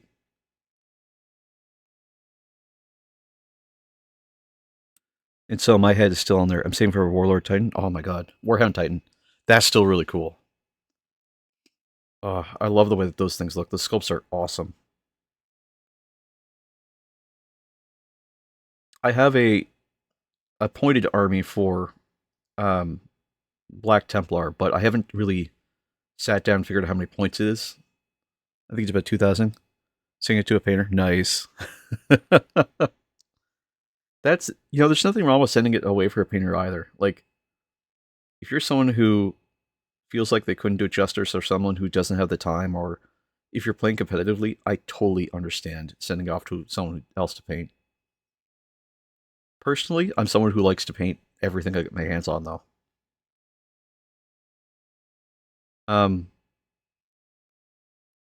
Yeah, so this is a good time to talk about what it is we did today. So, again, today is not our norm. Today is not usual. A 1,000 USD mini. I'm not messing with it. Yeah, that's fair. Yeah. Warlord Titan is one of those things too, where it's like, or Warhound Titan. Even then, resin kits are crazy because you end up doing a lot of cutting and a lot of like glue fitting, and it's just sub assemblies too. Sub assemblies on big minis. Crazy. I don't really want to screw around too much when it comes to like that stuff. So I take it very, very cautiously, I guess is the term. That to say, today, like I said, was not our normal. Today was one of those times where, personally, I just need to pick me up. We have an ad starting in 5 minutes, but what I'm going to do is I can't snooze it, but I can dismiss. Yeah, so today was not our normal. Today was one of those times where I needed to pick me up because of what happened yesterday, and I just was feeling down and just not like myself. Tomorrow is our regular return to form. Tomorrow we get back into the Chaos Space Marines. Because I really want to get through that box and get it ready for my local league so I can go play and paint it.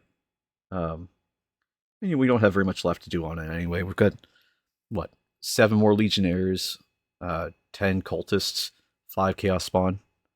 I mean, that's not too bad. We can work through that relatively simply. I'm not worried about it. And they're all Zenithal anyway. They're all built. You know, they're ready for paint, that sort of thing.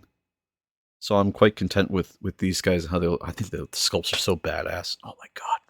Okay, I say this every time. I love the way GW sculpts look for Chaos Space Marines because, as a Canadian, I don't know what it is about Canada, but we love body horror. Like, it just looks so cool. I think it's just a Canadian thing, though. I don't know. Um, right. So today we started working on this little pastel marine. Not our normal. Not something we're gonna come back to in the future. Just something that just to deviate from the norm, just to stretch the other side of our brain, away from the grimdark all the time. And the reason for that, like I said, is just stressful yesterday. Geneva Convention, more like suggestions. You are 100% correct. Oh my god, I was watching. I love watching war documentaries every now and then, and they are terrified. Like the Germans were terrified of Canadians. So I mean, we're the reason why half the Geneva Convention exists in the first place. So body horror is right up our alley. Um,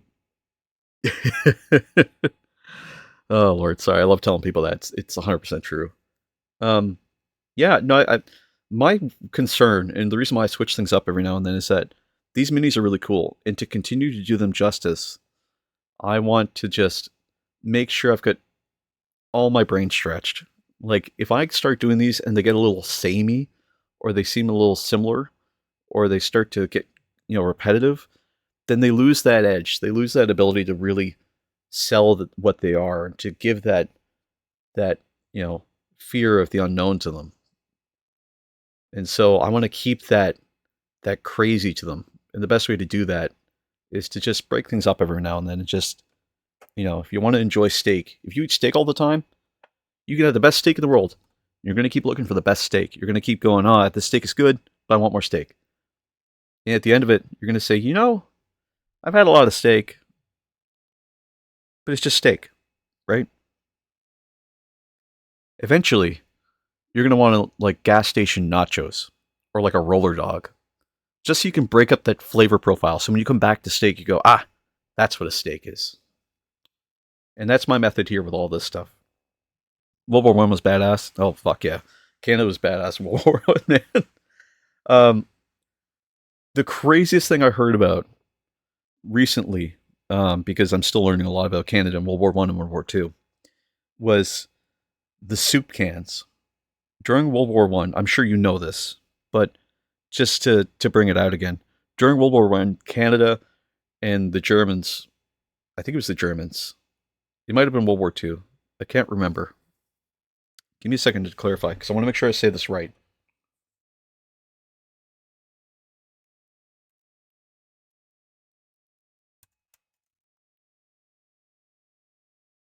Okay, it was World War One. My apologies. Yes. Yeah, yeah. So you know exactly where I'm going with this. I love that story. I love that. That's a thing. Um, excuse me. I have heard that ate breakfast for 2 days. They threw tins. Yeah, they used to throw tins of food for the Germans because they're like, we're your friends. We're good. Like, we get it. We're all fighting together. You guys are hungry. Like, haha. Let's just be chill because we're cool. Oh, by the way, these are grenades too. Bang. 30 was grenades. My favorite is the Canadian Trench Raiders. Oh my god. We were the original, I say we, but it's the collective Canadian we. We're the original shock troops. That's an insane concept to be called shock troops.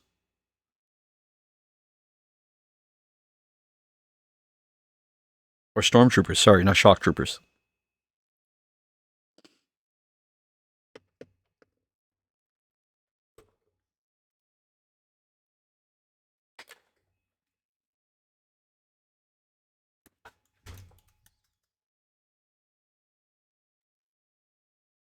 Let me know if you can still see me. Sometimes the ad takes full screen.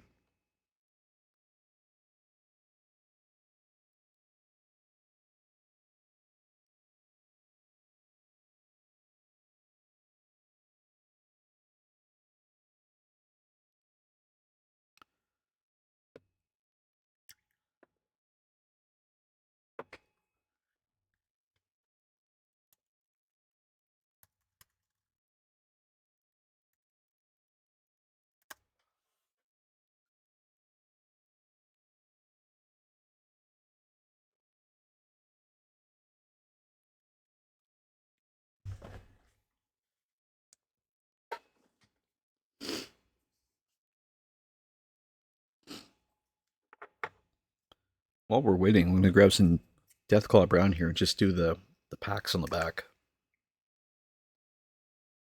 I don't really have a soft brown. I don't think, at least. I might.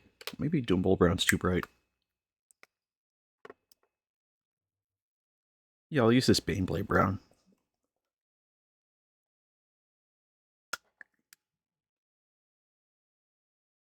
And it's a layer. So the layer's going to work really nicely here.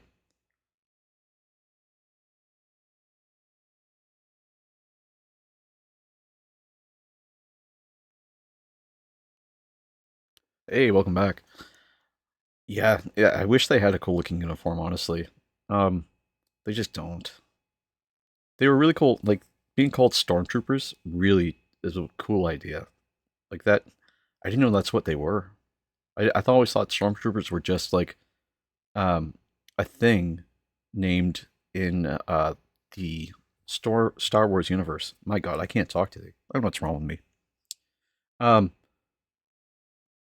but learning that that's what the Canadians were called, that's crazy, right? Like, that is insane. And what they did, and I mean, they're the whole reason. Again, the Geneva Convention even exists for the most part. I wouldn't say the entire reason, but like a good chunk of it. Like, there are rules to war now. I'm a big fan of like people who are the reason that rules exist. You know, Max Verstappen, Smokey, um, Jimmy Jr. or Junior Johnson. Sorry. Props if you know who Junior Johnson is. He's a NASCAR driver, much like Smokey. Smokey was another NASCAR driver. Max Verstappen is the reason that there's a rule in Formula One that drivers must be at minimum 18 years of age. They cannot be 17 anymore. Because he started driving at 17 for Red Bull. I love those sorts of stories where someone really goes beyond and above and breaks the rules and sets things up new. Um, I'm not familiar with the Canadian uniforms for World War One, really, if I'm being honest. I just know that like from those like fatigues I've seen in person recently, they were mostly green.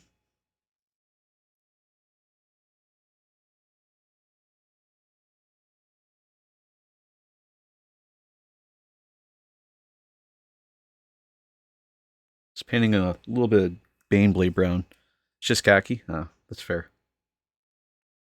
The ones I've seen were green, but I think that might have been like just the Queen's Guard.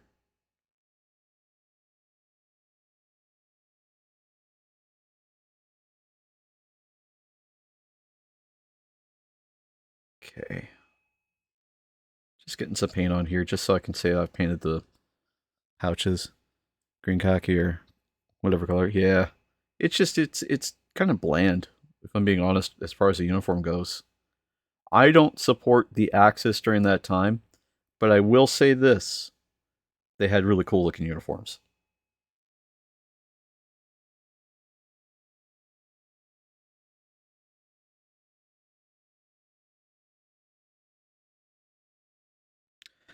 It's like weird to describe the color. I'm colorblind. Oh, you're colorblind. Oh my god, I'm sorry. Sorry, because this mini is like every color that would not appear if you're colorblind. Uh, I'm so sorry. Germany was a bad guy, but they did it in style. 100%, dude.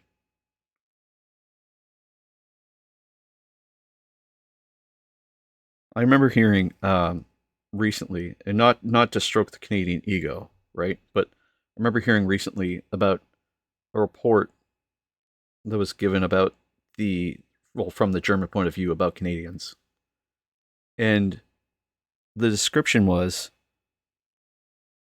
the pickle halben. Pickle halben. Give me a second. I gotta go search that term. Um, but the report that I heard was that they were afraid of the Canadians because the English had the tactics, the Americans had the technology, and those two things are scary in themselves. Pickle, what is this? Pickle Halben.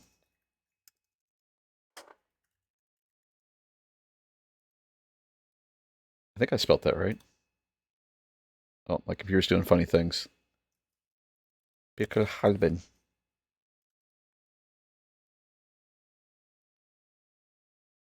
Oh, Pickelhalbe. Here we go. Uh, the spiked hat. Yes. The like the typical trope of like here's the hats that that the German representative wears. It's cool I get there. Just so we're clear, we're talking about this thing, right?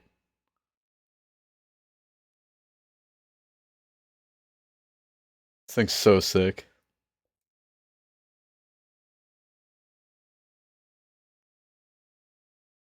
They're like $100 on Amazon. You could buy one today. That's so cool. Couldn't stop shit. Yeah, it's all good.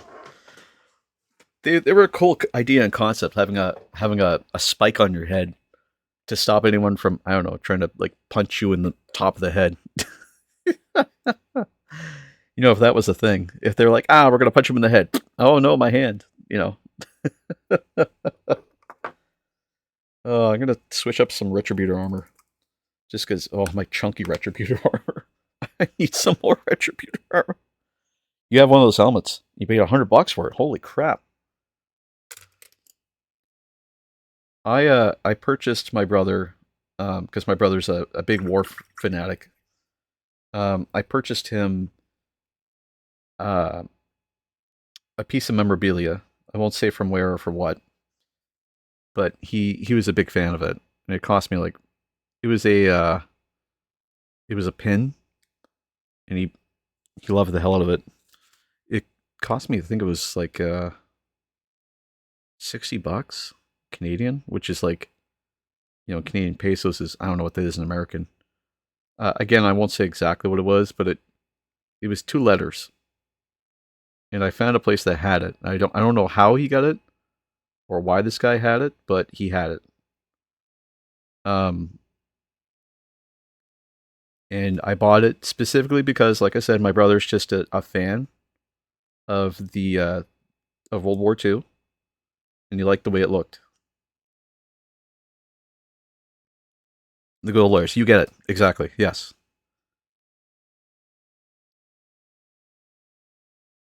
I won't go into any more detail because that's not the intent of this channel.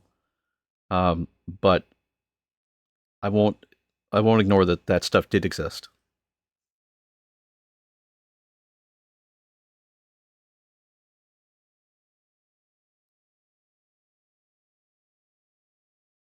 I feel like some people try to push it under the rug, and you just can't. Uh, in VA, there's a friend of mine that owned a construction company. Back where I'm from, in VA, there's a friend that owned a construction company. Construction company. I might not totally understand the reference you're saying. His dad had a battleship flag. There's a brief stint flown on the Bismarck. Wow,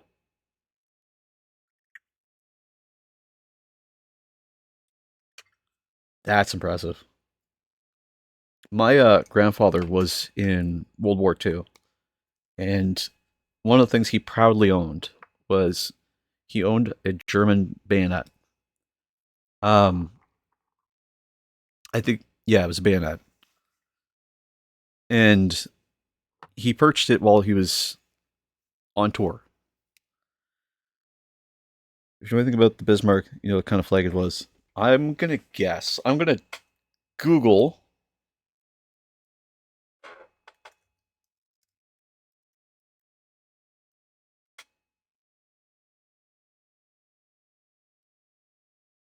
Okay. Yep. I know exactly. I know exactly what you're talking about. Okay. Unfortunately, I can't show it on stream. That's one of the big no-nos for Twitch. They do not like to see that. But I do know what you're talking about. I feel like we can comfortably talk around it and be okay.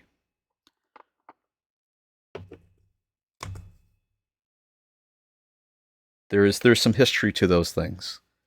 Um, and just to be extra cautious, I will say and reiterate that This stream is not exactly about this topic, but it is a topic that we're talking about because war is included in the Warhammer universe. And we'll just leave it at that. Yeah, exactly.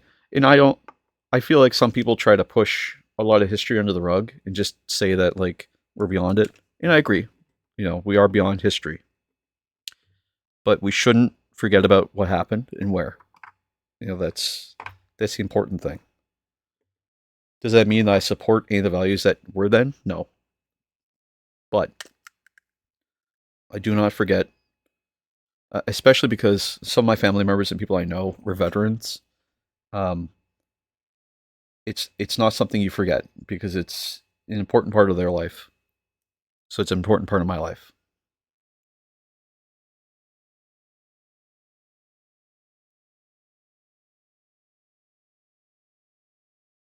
And I honor them for what they did so that I can be here to paint today. There's a few good things that came out of the era, like interstate systems. Yeah, and penicillin. Believe it or not, penicillin. Like, I don't agree with the methods they used to get to where they did, to do the things that they did. You're an army vet. No way. Right on. Well, thank you for your service, man. It's always nice to be like on this side of the fence, right? Penicillin was World War One, yeah, but still, even the invention of it, right? Very nice. 2012. 2012. What was going on in 2012? That would be Desert Storm, if I'm not mistaken. I probably am because I'm not up to date on everything. But or I say up to date, I'm not very knowledgeable in that space. Like I'm not constantly on war topics, but I am interested enough that I'm getting into it. Iraq and Enduring Freedom. Ah, wow. War on Terror. Oh yeah, yeah. So you've seen some action then.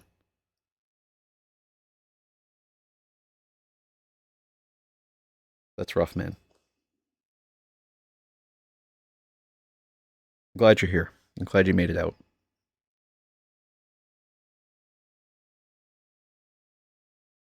No? Didn't see any action? Okay, that's fine.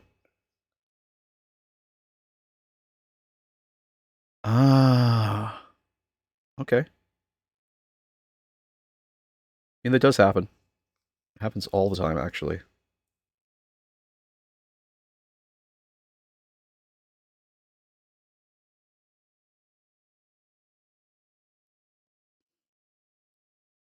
I like the way this guy's turning out. I feel like there's a lot of things I could still do here, like little bits of gold.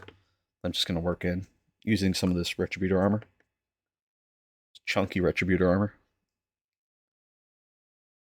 Just going to tap it in.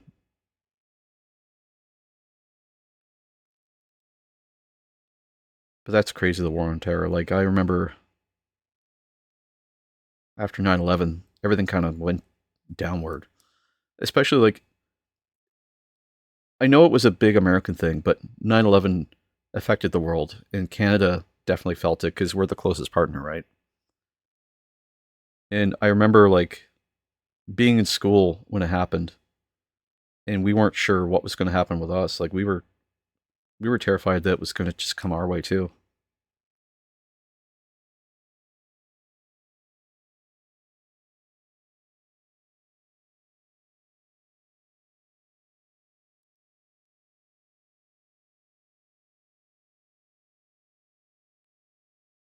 I heard boot camp was really intense back then, too. Some Canadian dude was the longest kill shot in the world. Really? That was in Afghanistan, mount top to mount top. Jesus.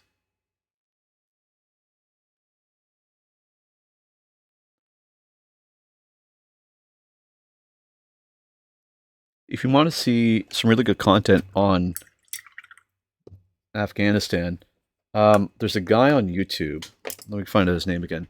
It's Mike Burns something. I love watching his like videos. He did a A no ass, no brammo. No brass, no ammo.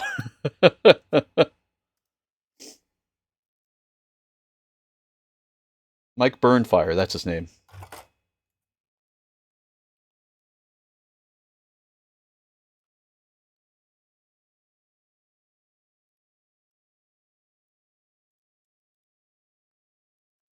And his no brass, no ammo video is just fucking hilarious.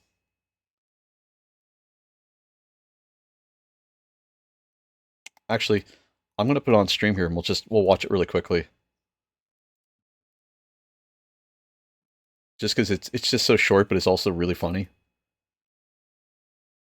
Let me see here.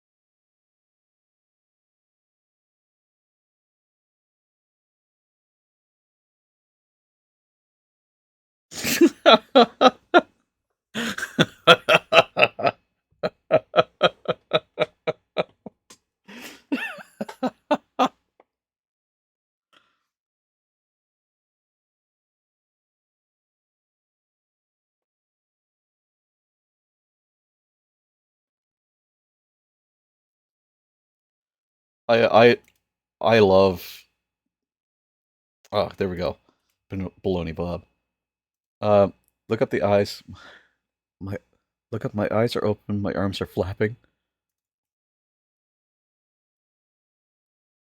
My eyes are open. My arms are flapping. Oh, why can't I spell thing? Oh, I guess I can't. What the hell just happened? It just crashed. What the fuck?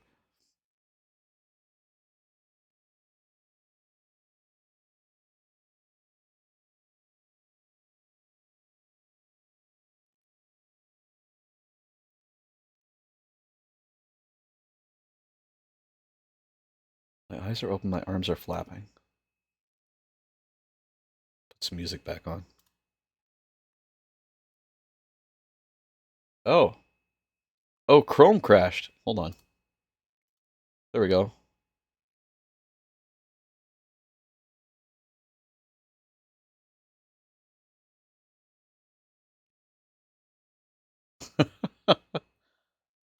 Who's this? Oh, I'm not signing in. Just let me see. How come there's no audio?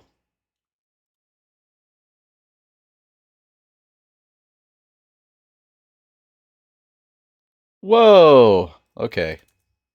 I'm gonna ignore that. Good lord. What happened?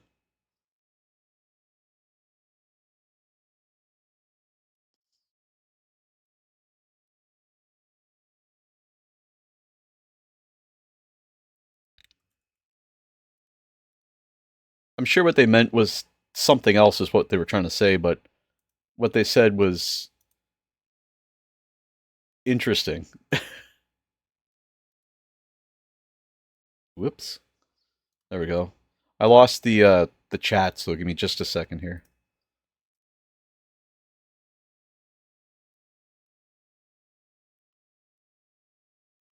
Here we go, man. Stream. I'm just coming back to the chat. Sorry about that. Someone always says my eyes are flapping, my arms are open. My eyes are flapping. Good lord. It's right after the gas chamber. Okay, so I just want to clarify, because I don't know enough about the military. The gas chamber is in reference to something that happens in boot camp, right? Because there's a different connotation that gets used for World War II, and I want to make sure we're not talking about The Twitch ad is playing, but your side stopped and is buffering. Oh, gosh.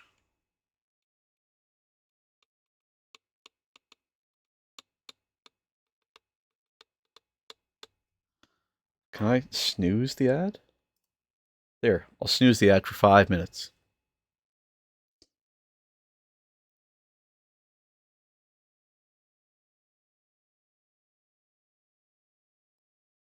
Put the chat back in. And my chat's reconnecting. Connecting the chat. Connecting. There we go. That should be back. I should be back in the chat there. Okay. What was I doing here? Right. A little bit more of this pearlescent just to throw on, just because I got some gold over top of it by mistake there. So I really need some shade paints on this, but we're coming up on time pretty quick here. You know what? I'll throw some Nuln Oil on this, and we'll just call it. I'm good now? Perfect. I'm glad to hear that. So yeah, gas chamber. We're talking about gas chamber. That's part of boot camp, right? Is that where they test... is that where they test, like... if your equipment works for, like, gas masks and stuff? I actually don't know. I don't know enough about the military. Or what they do, unfortunately, when they're in boot camp. Sadly, it's not something I've had the opportunity to go through. Yeah, they make you do an equipment check, and you do that for you to have faith in it. Oh, okay. That makes a lot of sense then. Let's just some Nuln Oil on this. That's why I kind of assumed it was, but I just wanted to clarify because I know some of the jokes the military tells can sometimes be a little edgy. I went to Fort Benning's, home of the infantry of basic before females were allowed. Oh, wow.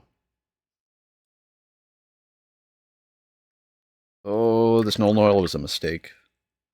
It's so dark. It's ruining this yellow. We're just going to soak it all up. We're not going to use Nuln Oil, I guess. It just doesn't float well with these colors. I could use a little maybe on the gun. And then wick away whenever I don't use.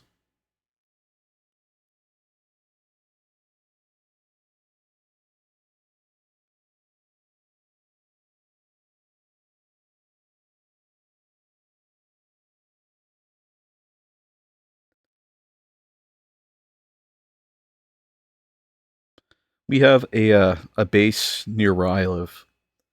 And sadly, I don't know enough about them, but I do know that the recruits that go in there, they have to drive quite a ways. We have one of the few bases that can simulate a lot of the conditions all around the world.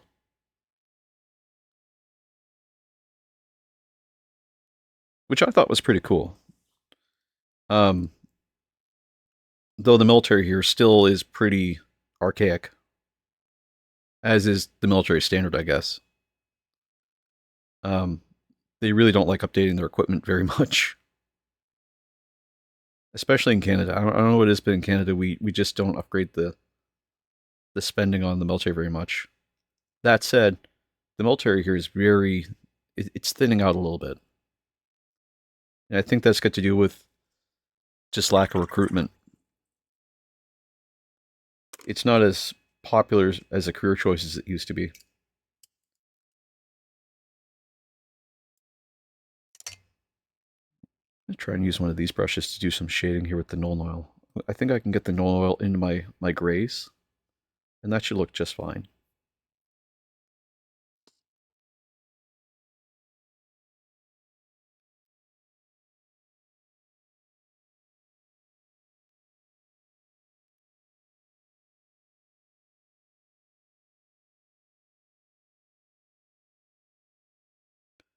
Look at that, I've never used Nuln Oil. Really? It can be a good shade. It just depends on where you're using it. Like, I would use it over all my metallics for sure. But when it comes to the regular colors, I'm finding that I'm just struggling with it.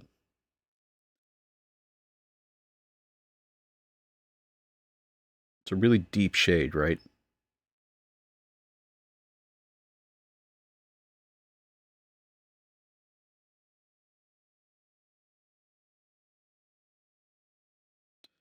And it works almost like a panel liner too. If you get it just into one of these panels, you can flood it like a panel liner.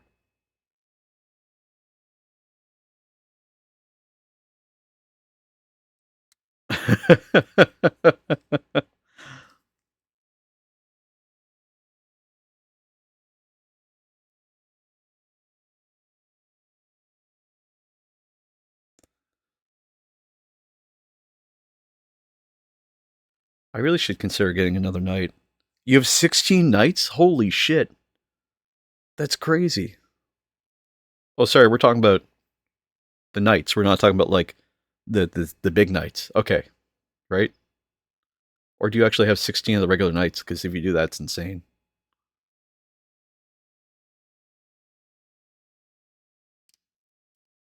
Insane in a cool way.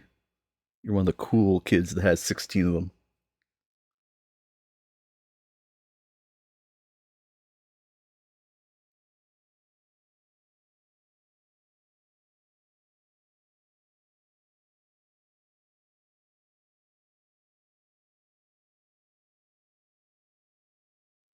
Ten armigers, four cuirassiers, two dom classes. Holy crap, dude! That's the military spending at work.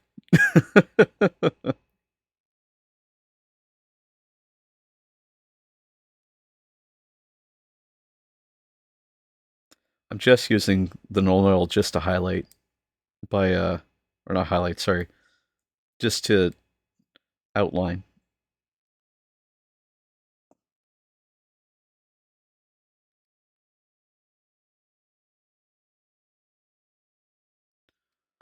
I see your one guardsman and raise you 10 knights. Imagine that. You could run apocalypse-sized armies. I haven't seen the apocalypse rules in a long, long time though. I think they died with ninth edition.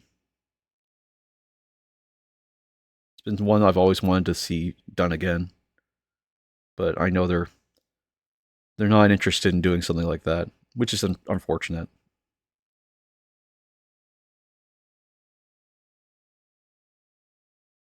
I say they, but what I mean is Games Workshop.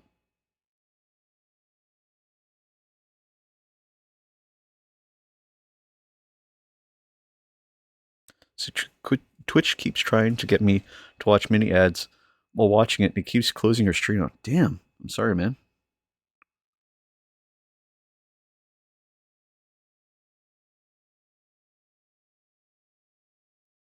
I would say the best way to drop ads um, is to subscribe, but I will say there's another way to drop ads, and that's to get a extension for Chrome that I can't say the name of because Twitch will blast me into oblivion. Okay, I'm going to snooze this ad. We're not going to watch it. I've heard that they do. I don't know how well they do. I haven't had a problem with the one I've used before, but I don't know if they still do. That's the short answer. And as someone who's running a channel, I'm probably going to suggest that you would subscribe. That's just my that's just, me being an entrepreneur.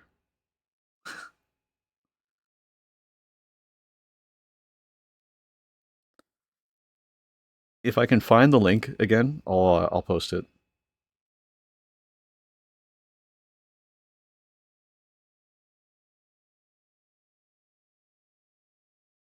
So the one I was using ended up being like a freemium tier where they wanted money, so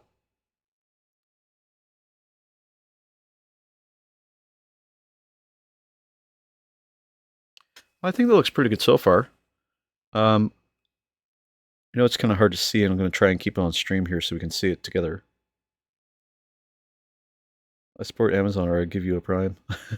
No worries, man. I'm not worried in either direction.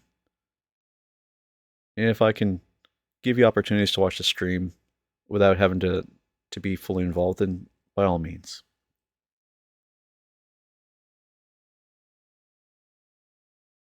I'll do the research and see if there's something I can get you that gives you what you're looking for.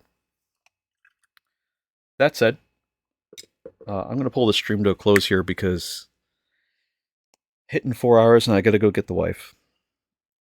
But it was a fun stream. I appreciate you joining in. It's nice to talk to you. You know, there's lots of stuff I need to know about the military, and I say that, and what I mean is, when it comes to Warhammer, I like to be thematic, and so I like to have a little bit of a practicality to it, some aesthetics that kind of match. So learning why things look the way they do, and then warping them into a way that they fit with the Warhammer aesthetic, I think is really, really what I want to do from now on. It's kind of how I did things before, but I really like that direction. It's nice to have the company, and it's especially nice to have someone who I can chat with for a little while.